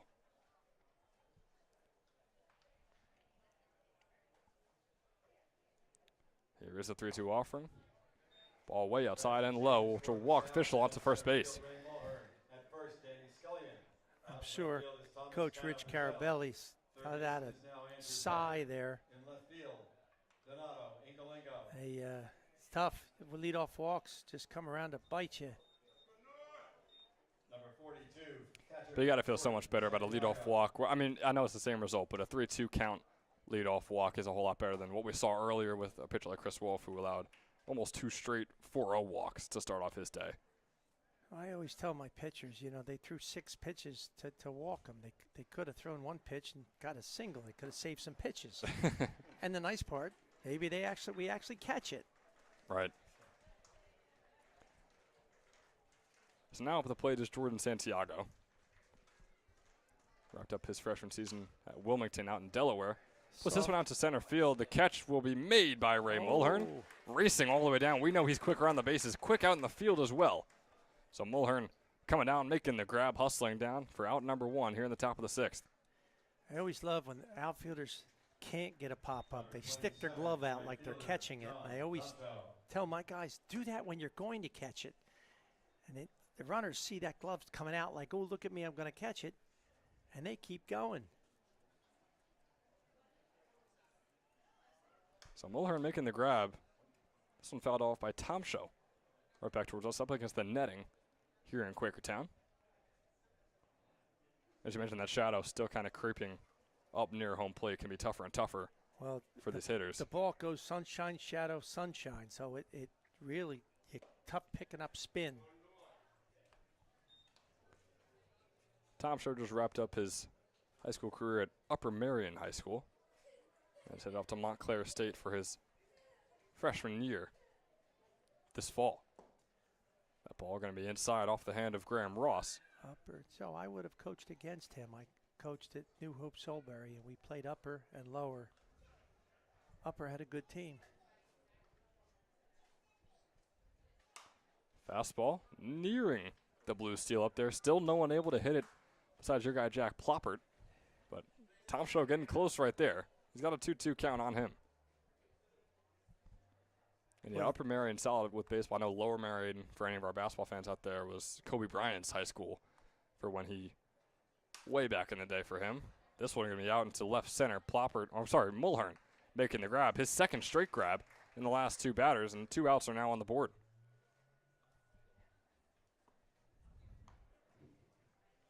Official waiting patiently over there on first base. Third baseman, Carson Bowman. Well, it's just such a nice night for baseball. And you look out there, you got that big wooden fence out there. It's like a throwback. Really is. And I mean, the field blends in perfectly with the town as well. If you drive around Quakertown for a little bit, like the field does not look out of place at all with the wooden fence and the sort of seating area that we're behind right here. Really goes in well with the rest of the town with that old kind of vintage sort of rustic look. I swore I passed Andy Taylor. Sheriff Andy Taylor on the way in. It's a 2-0 count on Bowman. Little Mayberry RFD reference. Ross with that fastball goes outside. Brings up a 3-0 count on Bowman. So struggling to find the strike zone here. Nearing 20 pitches in his first and, again, likely last inning. Looks like Ethan McHugh might be the next man up for the South, who's getting his warm-up pitches out there. As a pitcher, you know, it's tough to come in and say, oh, I'm just going to throw the ball over the plate. You know you're getting one inning, and so you want to show your stuff. And so you're less likely to say, all right, I'm going to just put pitches over the plate. Bowman's going to line this one out into left field. It's going to get way past and up against the fence. Rounding second is Fischel.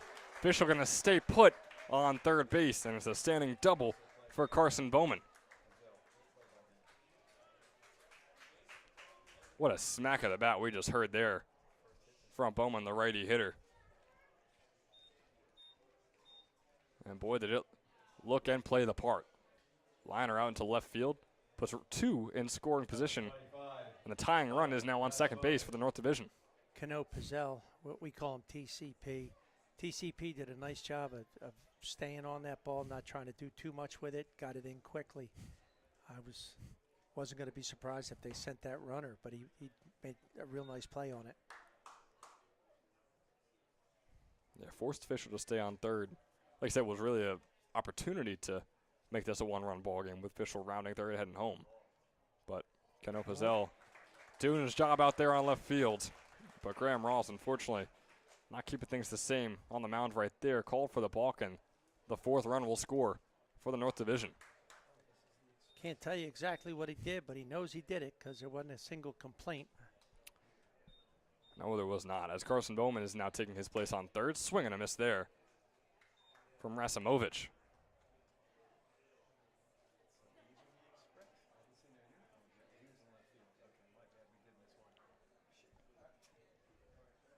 Connor Rasimovic grounding this one right over to Andrew Pedrick, making the throw over to first, and making the grab is Danny Skillian for out number 3.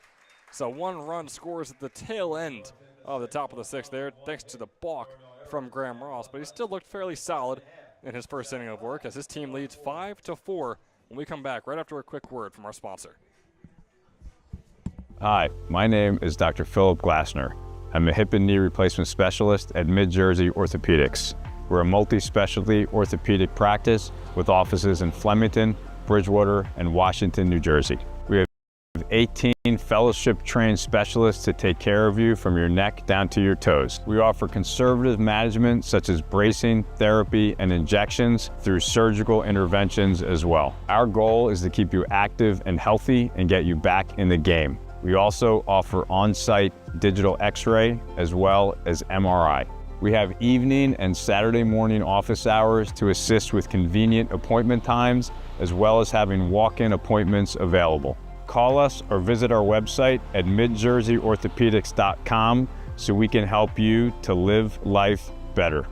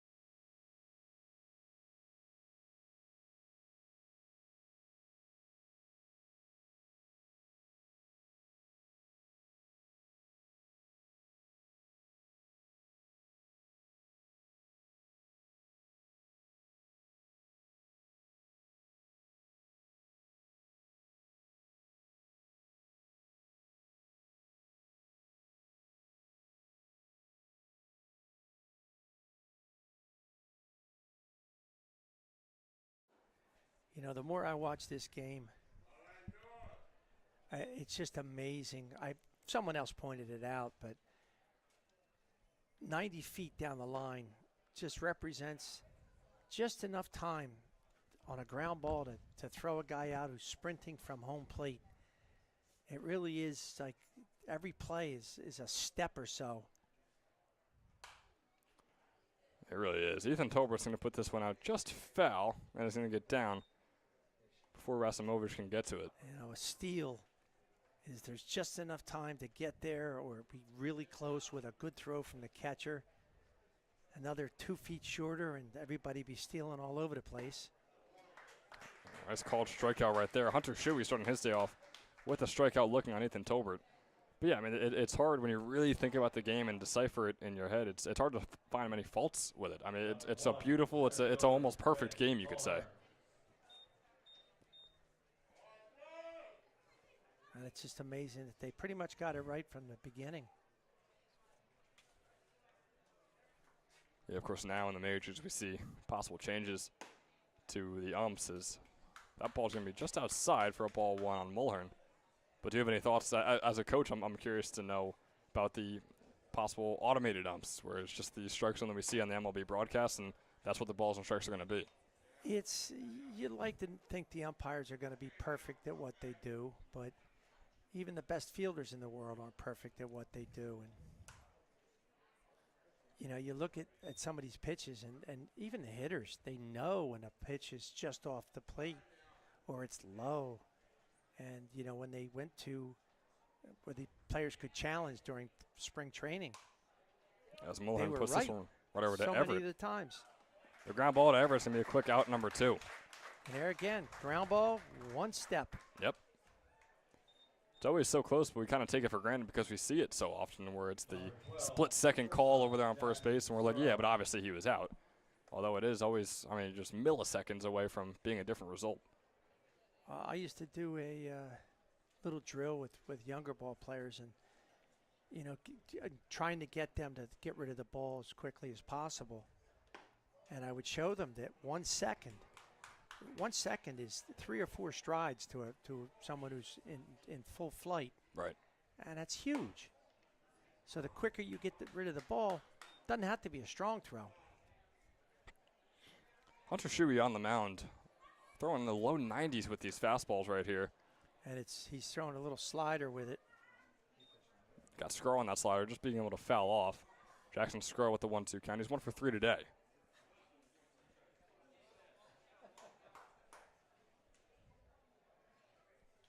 So Shuey out of UNCG. Wrapped up his senior season. All Southern Conference media first team heading into his senior season.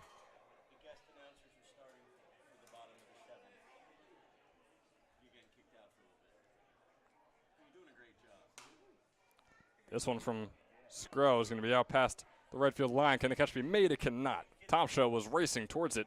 Not able to make the grab for out number 3 just yet. Here in the bottom of the 6th. So 2 outs on the board. The South Division is still enjoying that 1-run lead, although they'd like it to be a bit more like they had in the bottom of the 4th. Pitcher stepping off. He's ready to throw another pitch. The right fielder's still picking up his hat on the right field line. He sprinted as far as he could for as long as he could. Here's the 1-2 from Shuey. Little breaking ball going high and inside. Bring up a 2-2 count.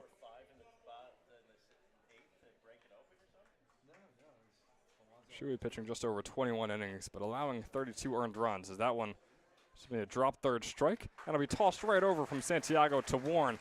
And a quick 3 outs here in the bottom of the 6th. Heading into the 7th, it's a 1-run ball game here in the ECCBL All-Star Game. And we're going to see you right back here in the top of the 7th after a quick word from our sponsor. Hi, my name is Dr. Philip Glassner. I'm a hip and knee replacement specialist at Mid-Jersey Orthopedics. We're a multi-specialty orthopedic practice with offices in Flemington, Bridgewater, and Washington, New Jersey. We have 18 fellowship-trained specialists to take care of you from your neck down to your toes. We offer conservative management such as bracing, therapy, and injections through surgical interventions as well. Our goal is to keep you active and healthy and get you back in the game. We also offer on-site digital x-ray as well as MRI. We have evening and Saturday morning office hours to assist with convenient appointment times as well as having walk-in appointments available.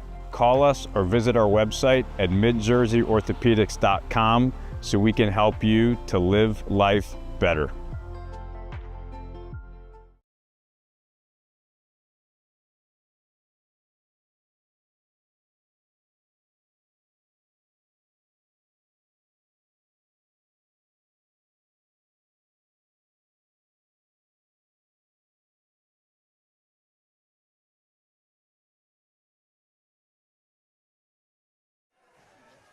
Welcome back here. Top of the 7th is just about ready to get underway. We like to remind you that this ECCBL All-Star Game is brought to you in part by Northfield Bank, proudly serving the local community since 1887 with branch locations across Mercer and Hunterdon counties.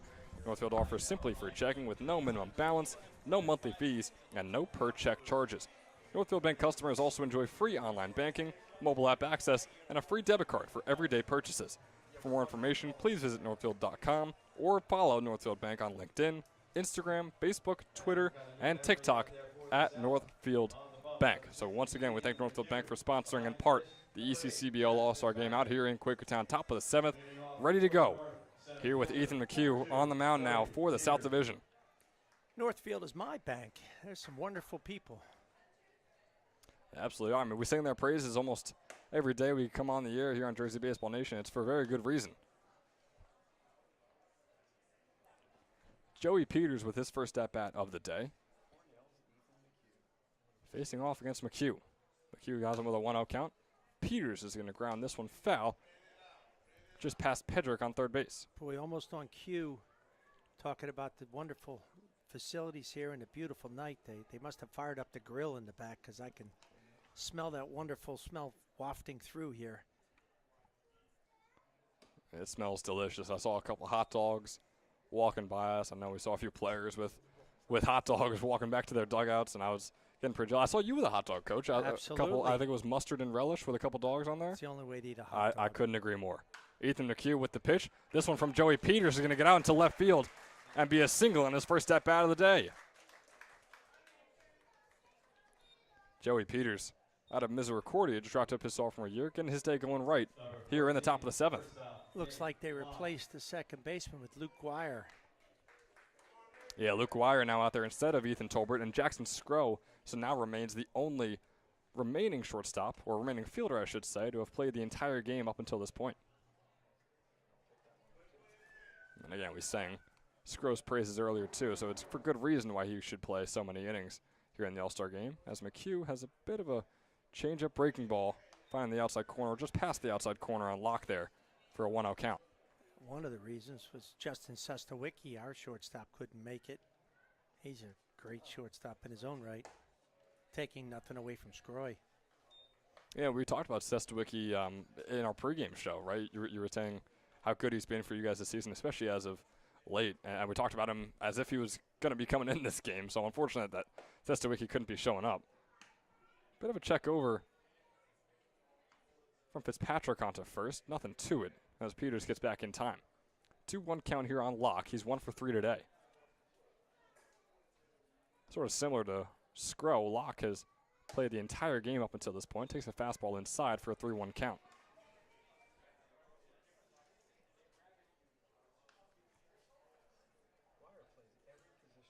Ethan McHugh nearing 10 pitches here. Still looking for his first out. Nope. That ball's going to be outside. It's going to walk Locke and put Peters on second.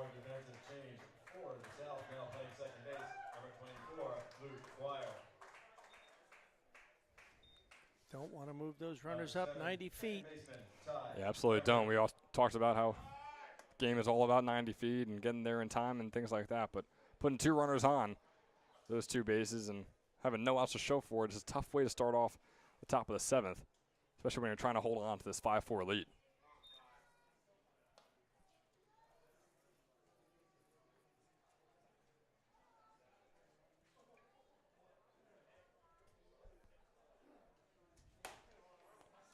It's Ty Everett up at the plate from the Quakertown Blazers, starting off with a 2-0 count against McHugh, who has had his early inning struggles so far, and it's tough because these guys don't get multiple innings to kind of settle in and figure things out, especially for the South Division where they're kind of 1 inning and you're done. That ball's going to be in there on the inside corner, though, for a 2-1. Got to find it quickly here. It's amazing how many guys I've seen this year that just can't seem to throw the ball over the plate. Seems like they always can on those 3-0 counts, though. As this one from the bat of Everett out into right center. Mulhern is going to be the man making the grab. Off goes Peters over to third base, and runners are going to be on the corners here for the North Division, and only 1 out to show for it. Great base running by Peters. Even though the ball was ripped, he stayed near second base, saw it was going to get caught, and tagged up, and it went easily to third base. Now he's inside the ground ball. Anywhere is going to score him. Fly ball can score him. Yeah, it's always so great having guys in scoring position and not 2 outs on the board, anything less than 2 outs, just because with a guy like Warren who can't really put the ball out there, and maybe if it's caught, that 1 run will still likely score and also likely tie this game up at 5.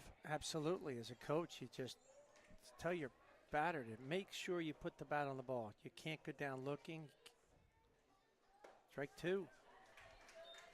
Good 2 pitches from McHugh. Seems like he's got family cheering him on as he settles in here in his first inning of work at the top of the 7th. I wouldn't be surprised to see the runner going on this or the next pitch. We've seen that situation in the South Division at Moody Park several times as Warren grounds this one right over to Scro, looking for the double play. Can they get it? The 1 out will be had at second. The other at first cannot. And there's your run. So Locke comes in and gets out at second. Runners, or just 1 runner on first, excuse me. Peters coming home and tying this game up at 5. Great job of hitting a very difficult pitch. It was in on his hands, but he got the barrel onto it.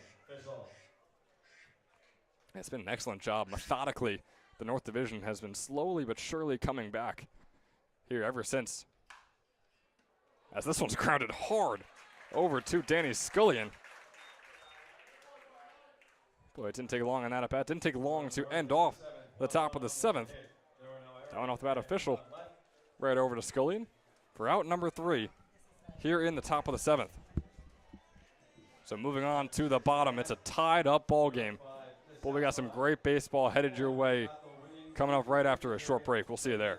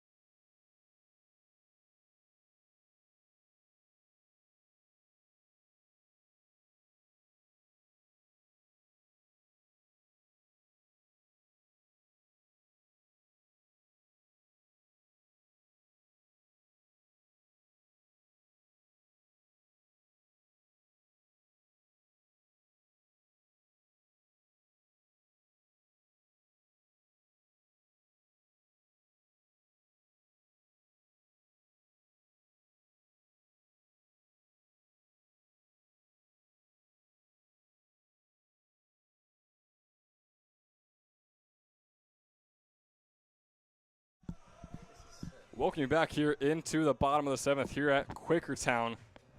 The ECCBL All-Star game well underway, all tied up at 5 between the North and the South. The North has been methodically coming back, and we got a couple of the North's best, especially the best team in the North, the South Side Railers. We got Owen Fischel from DeSales and Shane Philman from Penn State Abington bringing you through the rest of the bottom of the 7th. Boys, you can take it away. Sounds good. Thank you. Appreciate it. We're good to go. Here we go. Yeah, let's do it. What's up, man? What have you up here? 5-5 ball game. Yeah, We got courtesy. a 1-1 count here. Thanks to Preston running out that hard ground ball at third base. Tie it up for us. Turned out to be a nice day, too.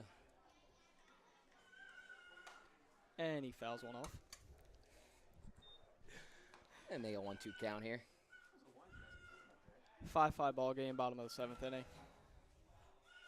The South is out hitting us Northerners. By a few. Not too many, though. And he misses high. A little upstairs there.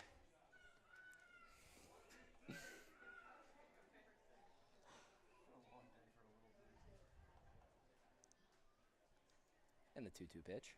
And he gets him. And we got him. Smell you later. We got one down here.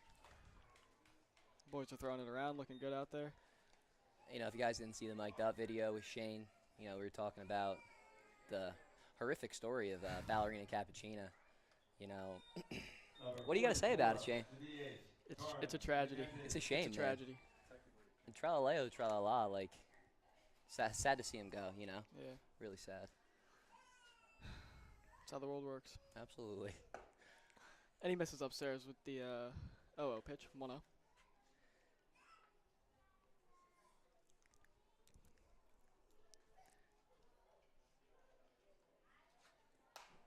And he fouls, straight up in the air. Got some room. Oh, here's P. Somebody's got to call it. Here comes P. There's P. There he is. For the out. Number 69. That guy is a man. He is one of the best in the game. Absolutely. Number 69. Number 69. We got 2 down in the bottom of the 7th. Great day attendance-wise here. You got a packed house. Yeah, the people really popped out here. Yeah, you know, it's a good day to be an all-star. Oh, here we go. The first pitch missing here for Mr. Thomas. You got his last name there? Cano Pizzell. Attaboy. Attaboy. Where's he from? Oh, he's Shippensburg University. Shippensburg. And he ropes one into left. That's a for a frozen single. rope. Had a pretty solid freshman year here. 2 outs here. Yeah, that ball was well struck into left. Tell you what, this was a better showing than last year's All-Star game. Yes, it was. We struggled. We struggled last year for the North.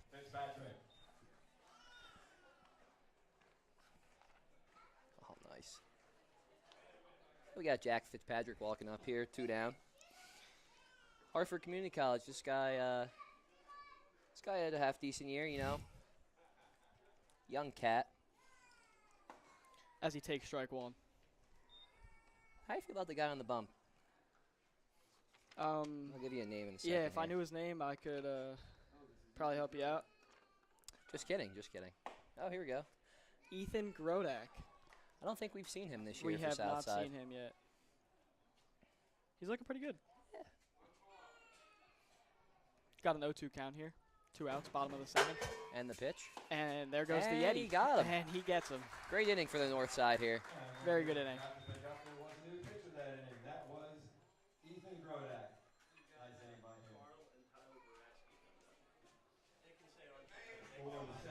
Perfect. Who we got coming up? Carl. Carl? Yeah. You want to go till they come up? Yeah. Yeah, we'll do the top of the 8th if that's cool with you. Yeah. Oh, we're still alive. Sounds Fantastic. Good. Sounds good. Fantastic. Had a tough showing today at the home run derby. It's all right. What are you Not going to everybody's do? a home run hitter, you know? No, you know, it's simple.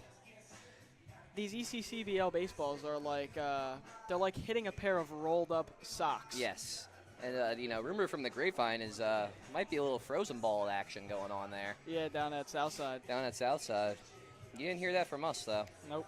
We got Connor Woodson on the mound here at Penn State Abington. This is your boy. This is a teammate of mine. This is your fellow yes. teammate. How do you throw for you guys? He threw pretty good. Yeah? He's a funky lefty. We hate seeing those. I know. We are not a fan I of know. them. He used to carve me up during lives.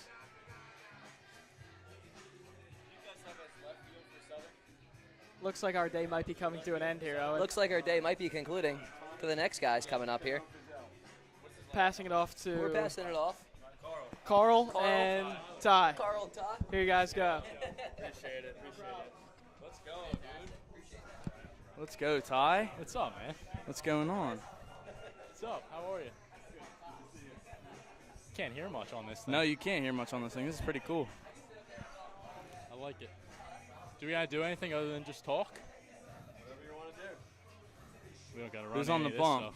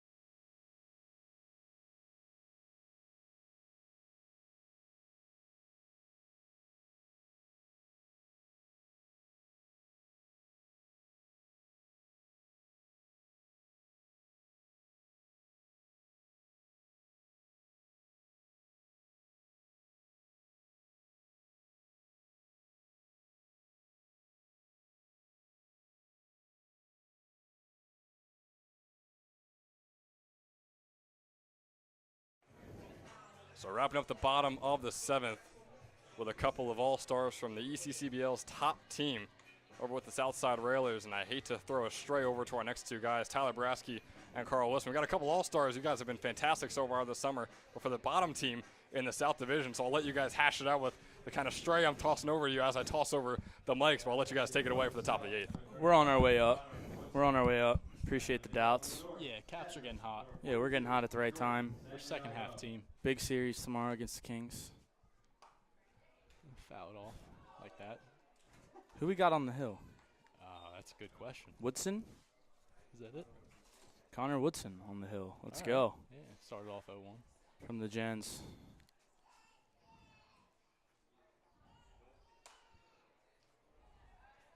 Skied out to shallow right. Yeah. Great play over there. Good play. What a play.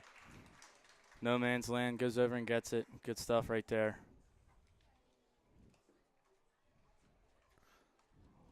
One down in the top of the 8th. Number 27, right fielder, John Thompson. Good game here. Sure is. I got the South taking the lead soon, though. Oh, yeah. Just wait till the top. Actually, the bottom. Sorry. Strike one. Oh, yeah. Good spot. Inner half.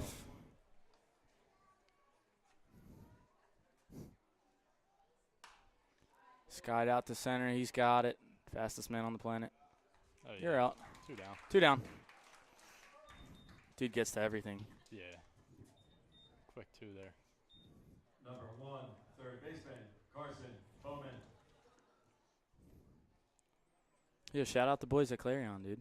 Oh, yeah. Shout out the guys, you know, coming next year, PSAC champs. What about you in the portal? That'd be dope. Yeah. Shout out all the boys in the portal. And we got MVP right here. Oh, dude, I hope. That'd be cool. It's a great game out of Carl today. Thanks, dude. Just trying to do my part. Piece to left center. Good ball. Get under He's there. Covering ground. Ooh, off the base of the fence. Gets it into the cut. That's a good ball right there. Yeah, really well hit double right there.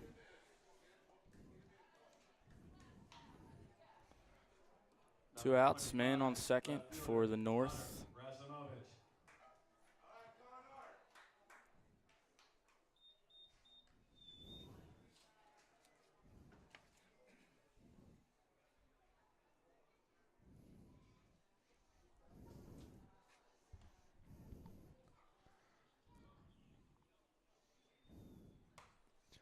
Foul back.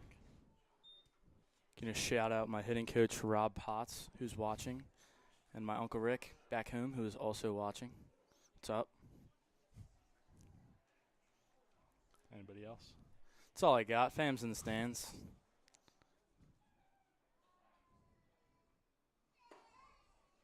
Ball in. 1-1 is the count.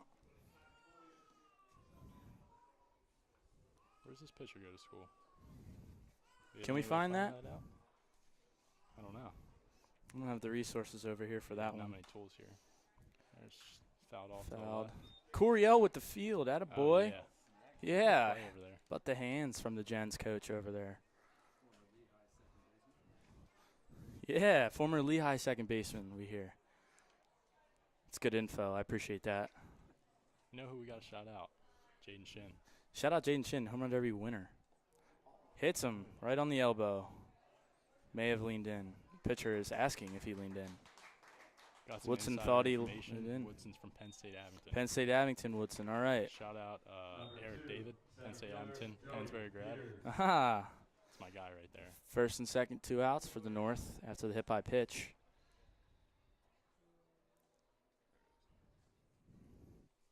But yeah, shout out Jaden Shin. What a guy. Yeah, I mean, he put on a show in the What did he Derby. have, That was 9 sweet. bombs? Something like that. More than 10, I think.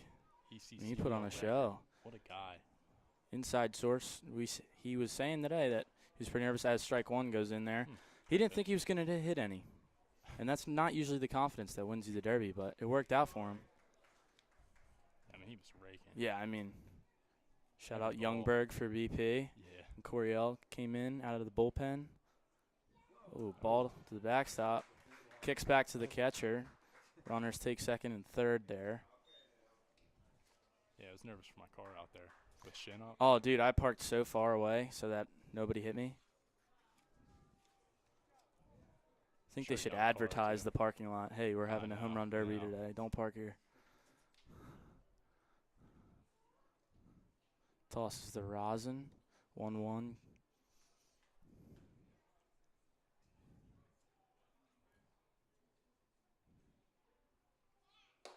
Ball up. How many viewers we got at home today? 150 viewers. Let's go. Shout out all 150. Yeah, appreciate you guys watching. I feel like I'm streaming right now on Twitch. This is pretty cool. Inside fastball, fouled hard to the left side. 2-2 now. Shout out Mike Olsen, too.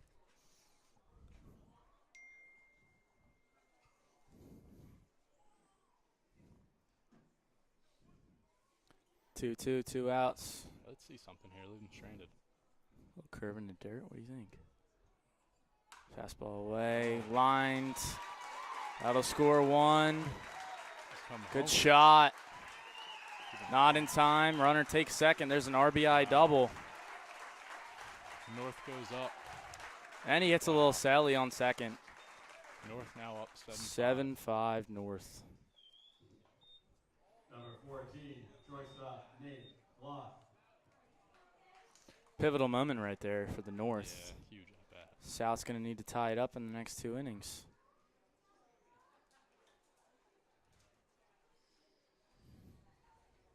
There's a lot going on here.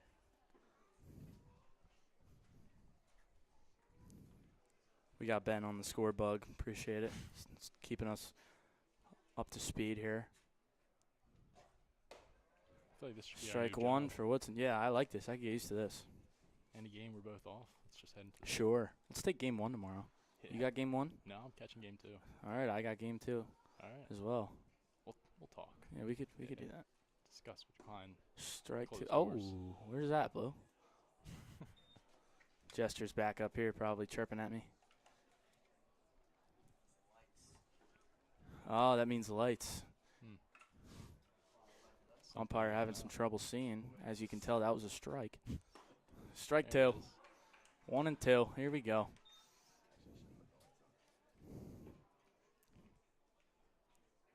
Yeah, I thought he was chirping us. I thought so, too. I like this guy behind the plate. I appreciate it. He might have thought he missed that call, and he needs the lights. Hmm. Ball in. a great Ooh, spot, though. really good Great spot. spot. Yeah. I don't know how you take that. 1-2. I'm Really swinging. good take. Yeah, me too. Swung at like 7 of those today. You did. Really long at bat. You're just fouling off the back foot sliders. Good stuff out of you.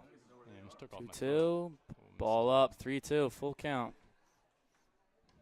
Yeah, almost took off the leg a couple times. But I did that too. I got my front foot on a curveball, and then I fouled him off my back leg. I've been playing this game a really long time. I've never done that before. So I don't think I have either. no, that was.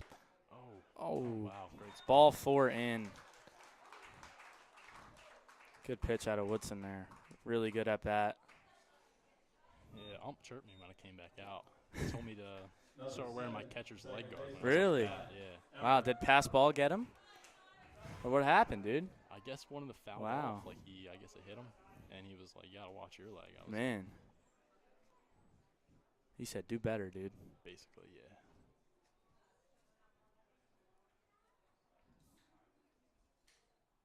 Strike one. Great pitch there. Yeah, we had him in East Stroudsburg. We did. Likes to tell stories back there. He does like to tell stories back there, Ty. That's a good man. It's a yeah, good man. sure. Makes it entertaining. Absolutely. Always love a social umpire. Runners go here. Hit and run, fouled back. Count is 0-2 here. Woodson looking to throw him a chair with 2 outs. Get in the dugout. No, I also want to give a shout out to Ty Everett here up the bat. Past teammate, Quakertown last year. Great guy, great leader. Yeah, that was Good guy there. your team before you hopped over the Yeah, bridge. hopped over the good side. Ball right. Did you get him? Pass ball. Oh, it hits him. Must have got him in the back foot and kicked to the right. All right, Bases juiced here. 2 outs still. 69, first baseman, Preston Warren. Got Tolbert over there. Yeah, I was going to say, Ethan just said what's up from over there. Yeah, he should come join us. Morristown High School, Howard commit. That's our guy right there. Where's that, Texas? It is Texas. Yeah. It's good ball knowledge out of Utah. Yeah, it's good ball knowledge. Pitch. It's in there for strike 1. Gotta get ahead. Real neon Rawlings bat right here. Thing's Yeah. pretty sweet. It's pretty sweet. Be a shame if it snapped right now. Yeah. Inside If you jinx him, fastball dude. game. Oh man, he's been loving that inside corner to righties. Little jam shot. What do you think? Ooh, fastball There we go. away for a strike. Had some good run on it there. Yeah, it was nice. Ahead 0-2 now, 2 outs. Let's see something here. Woodson looking to get in the dugout here. Good spot. Must have missed up. Yeah. Not by much. It's a good pitch. I think you're bringing that down for a strike, Ty. Yeah, it's all about glove work. Totally. Got It's half the equation back there, dude. Yeah. It's a game within the game. Oh. It's crushed on the left field line. Foul. Watch out, Danny Snyder. He fields it. What a play out there. Former Trenton Cap, Danny Snyder. Really? Current South Jersey King, Danny Snyder. Did not Fields know that that. one. Stockton Osprey. We got a little submarine arm Yeah, action sure over there. do. 1-2 here. Excited to see that. Ball up. Counts even at 2-2 with 2 outs here.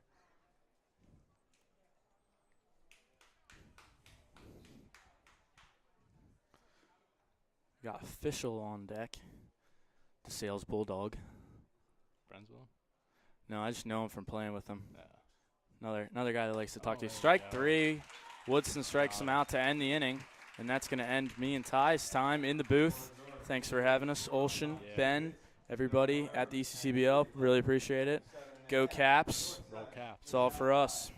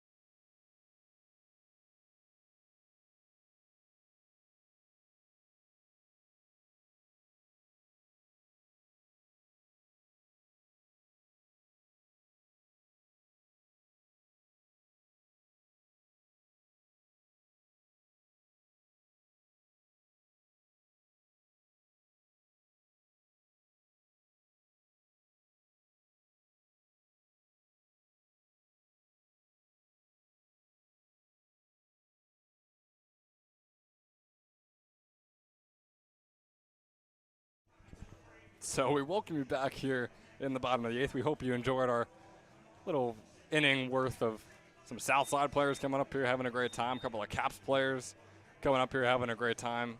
Big thanks to all of them. Shane Philman, Owen Fischel from the Southside Railers, and then we had Tyler Baraski and Carl Wisman just on with you for the top of the 8th. And I'll be taking you through the rest of the game. Once again, Ben Chadwick back on the mic here for the rest of the ECCBL All-Star game, where the North leads 7-5 all of a sudden. It was a 5-1, or 5-2 rather, ball game heading into the top of the 5th.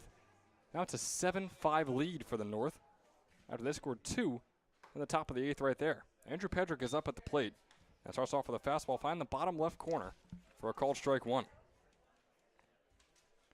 It's Ethan Grodak out there for his second inning of work. Swing and a miss from Pedrick on the second fastball. Grodak threw over 31 innings with Wilkes University in his freshman year for a 5.97 earned run average. He's got an 0-2 count on Pedrick. That ball's going to get away from him just a little bit. And in those near 32 innings, he allowed 21 earned runs, struck out 21 batters, only walked 7, and allowed 39 hits. Swings and misses right there from Andrew Pedrick for a quick swing strikeout to get things going here in the bottom of the 8th.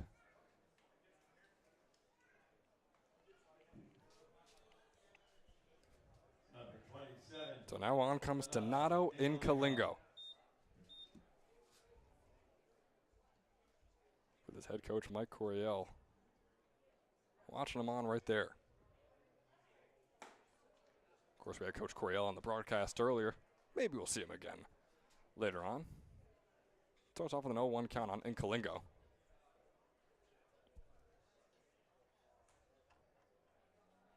It's Incalingo's first at-bat of the day. Just participated in the home run derby as he takes that one for a called strike 2. Donato Incalingo leads the entire Generals and the South Division with 4 home runs on the summer. A .283 hitter with a .981 OPS. Has an 0-2 pitch coming up here from Grodak. Swung on and fouled off. A lot of power from the soon-to-be junior over there at Penn State Abington. He was a .330 hitter this past spring with 6 home runs to his name, along with 7 doubles and 36 RBIs. That's a team high. 0-2 once again, fouled off towards his own dugout.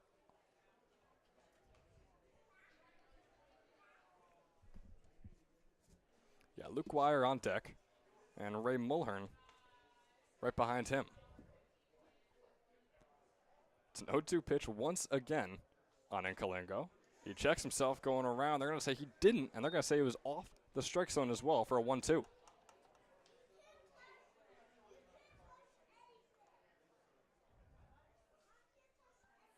here's the 1-2 count on Incalingo. Pitch from Grodak. In there, swing and a miss from Donato Incalingo. Big hack at it. He's racing over to first, but the throw will be in time from Santiago over to Warren. And the second out is on the board here in the bottom of the 8th. Just 4 more for the South Division to work with, and they have 2 runs to make up. Nearing the 9th inning here. Would love a bit of a 2-out rally, but of course with no one on, it's easier said than done. Luke Wire, another Gents player up at the plate here. The lefty hitter for the South. Over at Bordentown High School in New Jersey. Was a .470 hitter in his senior season with 11 doubles and 6 home runs, all of which led Bordentown High School. He swings on and fouls this one off for a 1-1 count. McGuire so far this summer, a .207 hitter. He has 6 hits on the summer, 4 of which have been doubles. 5 RBIs to his name as well in the 9 games he's played for the Generals. Takes that breaking ball in there for a called strike 2. A 1-2 count on him. The Delaware commit standing at 6'2", 200. To wind up the fire from Grodak, and yet another one fouled off.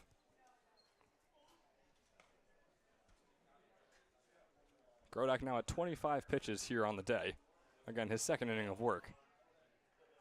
This looks solid. The South Division has been stalemated in these last few innings offensively as that breaking ball goes outside and brings up an even 2-2 count. But desperately need a big 9th inning, or maybe if Guire can get himself on, they can get something going here in the bottom of the 8th. Regardless, though, something has to change from what the past few innings have looked like as Guire fouls this one off once again. Certainly battling, doesn't want the bottom of the 8th to come to a close just yet. Repeatedly fouling ones off of just over his dugout along the left field line.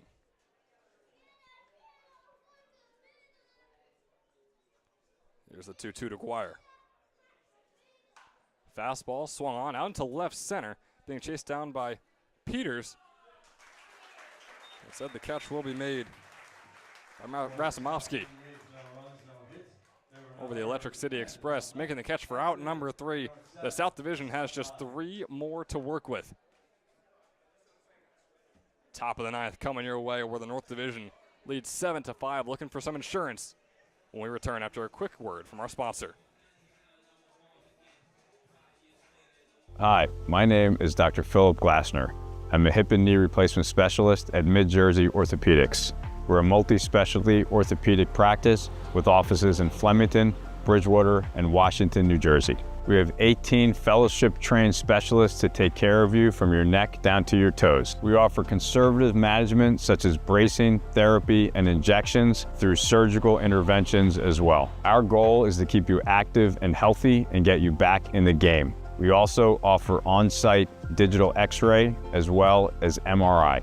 We have evening and Saturday morning office hours to assist with convenient appointment times, as well as having walk-in appointments available. Call us or visit our website at midjerseyorthopedics.com so we can help you to live life better.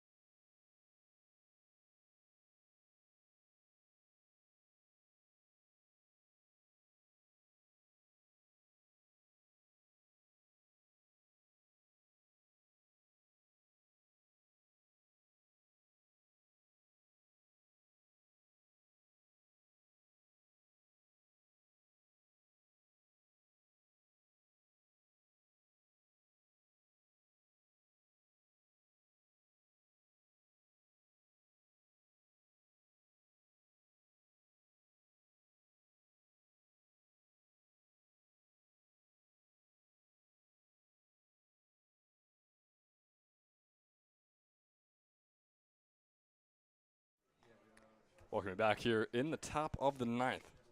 The North looking for some insurance as Owen Fischel looks to be the man to start things off in the right way. Lefty hitter is 1 for 2 today. Has yet to face Danny Snyder, though, out of Stockton University. Snyder just wrapped up his sophomore season. We had a 4.5 earned run average on 14 innings pitched. He allowed 14 hits and 7 earned runs.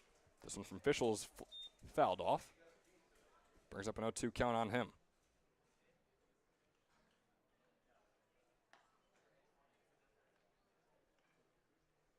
Owen Fischel, one of very few players on this North Division team to play the entire game. He's a designated hitter. That one coming way inside at him. So it's going to bring up a 1-2 count on Fischel.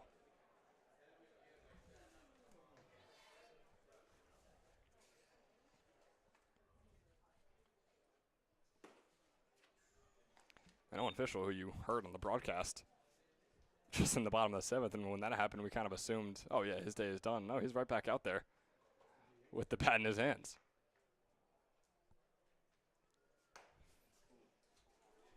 Fischel heading into his 5th year with DeSales University as a 3-2 count on Snyder right here.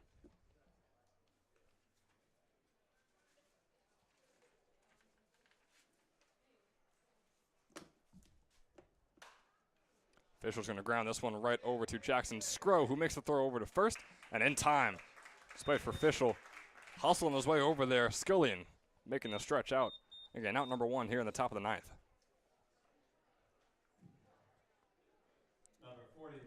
Got a nice little sunset happening just past the lights here in Quakertown. Lights shining bright now here on the top of the 9th.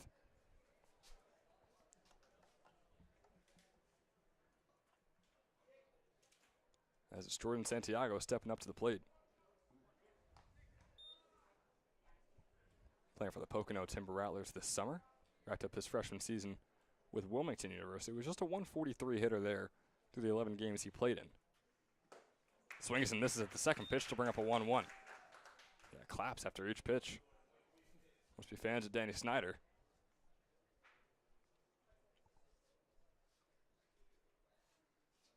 The 1-1 from Snyder is going to be fouled off. Still no one yet to hit that blue steel but Jack Ploppert in his very first 2 at-bats. We've seen some foul balls get very close. But, man, Ploppert was on the money. Here's the 1-2 to Santiago. Outside, he swings on, goes right over to Scrow. It's a slow roller. Scrow going to have to get this one in there in time. What a stretch and what a play by Danny Scullion and Jackson Scrow as a duo. Scullion almost doing a full split right there. I don't know how he was able to do that comfortably. Maybe it wasn't comfortably, but regardless, he puts out number 2 on the board. And nice throw as well from Jackson Scrow, the shortstop. Scrow, the only player for this South Division squad to play the entire game. Up until this point, that is, but you have to assume he's going to be playing the entire game. It's another foul ball. Goes up against the net. John Tomshow. Up at the plate, a Montclair State commit from Upper Marion High School, where he just wrapped up his high school career. Has no 1 count. And now make that a 1-1.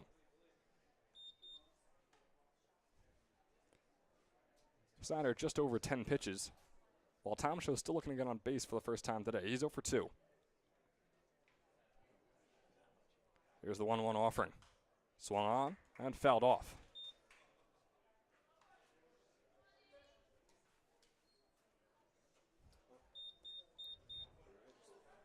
John Tomshow out of King of Prussia, Pennsylvania. Standing at 6'1", 190. Has a 1-2 count against Snyder. Swing and a miss there. Putting away the inning, Danny Snyder, along with some excellent help from his shortstop Jackson Scrow and Danny Scullion over there on first. Goes 3 up, 3 down here in the top of the 9th. Moving on to the all-important bottom of the 9th inning. The South Division trails by 2. They have 3 outs to work with. Can they make it work? We're going to find out, but not before we let you know one more time how thankful we are to Northfield Bank. We had Mike Coryell, the head coach of the Trenton Generals, talking about how he uses Northfield Bank and how he loves every time he goes in there, all the service that they provide.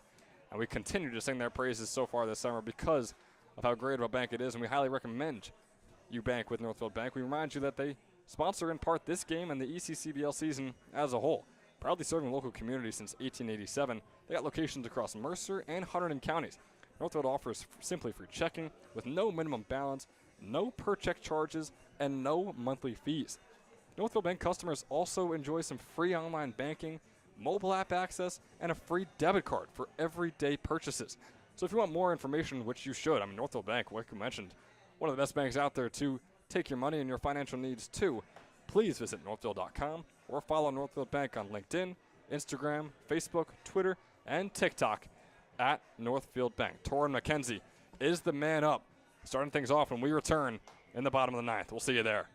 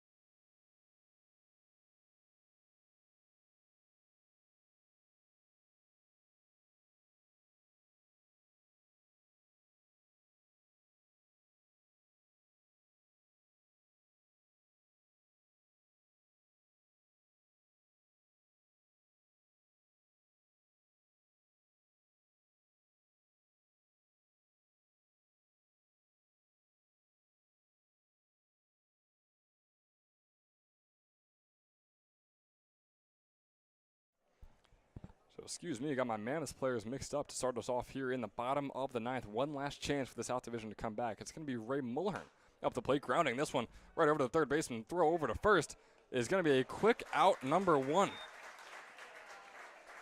Ray Mulhern, usually the leadoff hitter for the Mammoths, leading us off here in the bottom of the 9th, and on the very first pitch, putting it over to the third baseman, getting himself out and putting 1 out on the board. It's now 2 runs to make up for it, no one on, and 2 outs remaining, with Jackson Scrow up at the plate once again. Scrow his 5th at-bat today.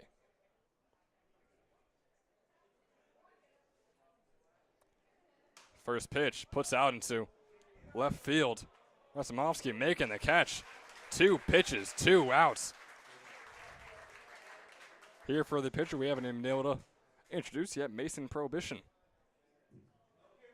Wrapped up his senior season at Quakertown Community High School, headed over to Westchester this fall, playing baseball over there with them. Hovering around the low 90s with these fastballs here today.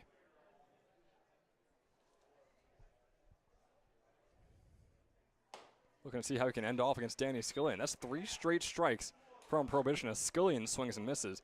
And boy, how insane would it have been if Skillian put that up sky high and was caught for out number 3 on 3 pitches. This is going to the 0-1. Breaking ball is in there. My goodness, Prohibition. Might not even reach double-digit pitches here today before his day in the game might be done. The 0-2 count as the crowd getting a little more riled up here. The 0-2 to Scullion. Fastball is low.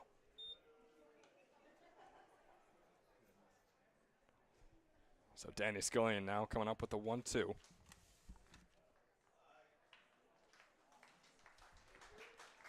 The claps leading up to the pitch once again. 1-2 to Scullion. Breaking ball is going to hit him on the hip there. Bit anticlimactic here in Quakertown, but not for the Southern Division. Boy, they are very hyped to see this inning continue. Can really hope to get that 2-out rally going right here. Torrin McKenzie looks to be the man to continue it.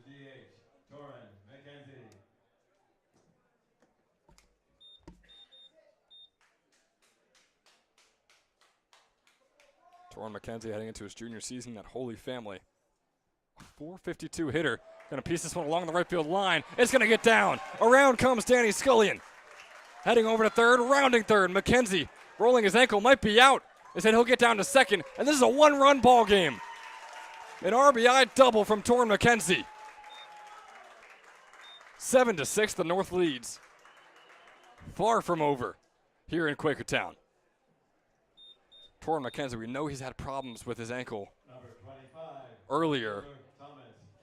Wonder if we see a pinch runner for him. Instead, he's going to stay on second, giving the thumbs up to his third base coach. Bit surprising there. We'll see what Thomas Cano Pizzell is able to do.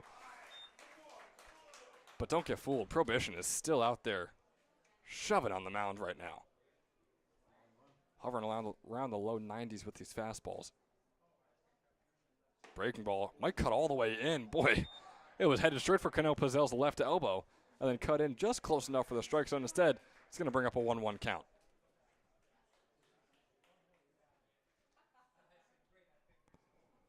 Two outs on the board. That breaking ball is going to be too far inside. Bring up a 2-1. Thomas Cano Pizzell heading into his sophomore season at Shippensburg University. Was a .273 hitter this past spring. Here's a 2-1. Swung on, grounder right up the middle. Picked up by Everett. Everett the throw over to Warren. And that's going to do it. The North taking this one 7-6 over the South in the ECCBL All-Star Game here in 2025.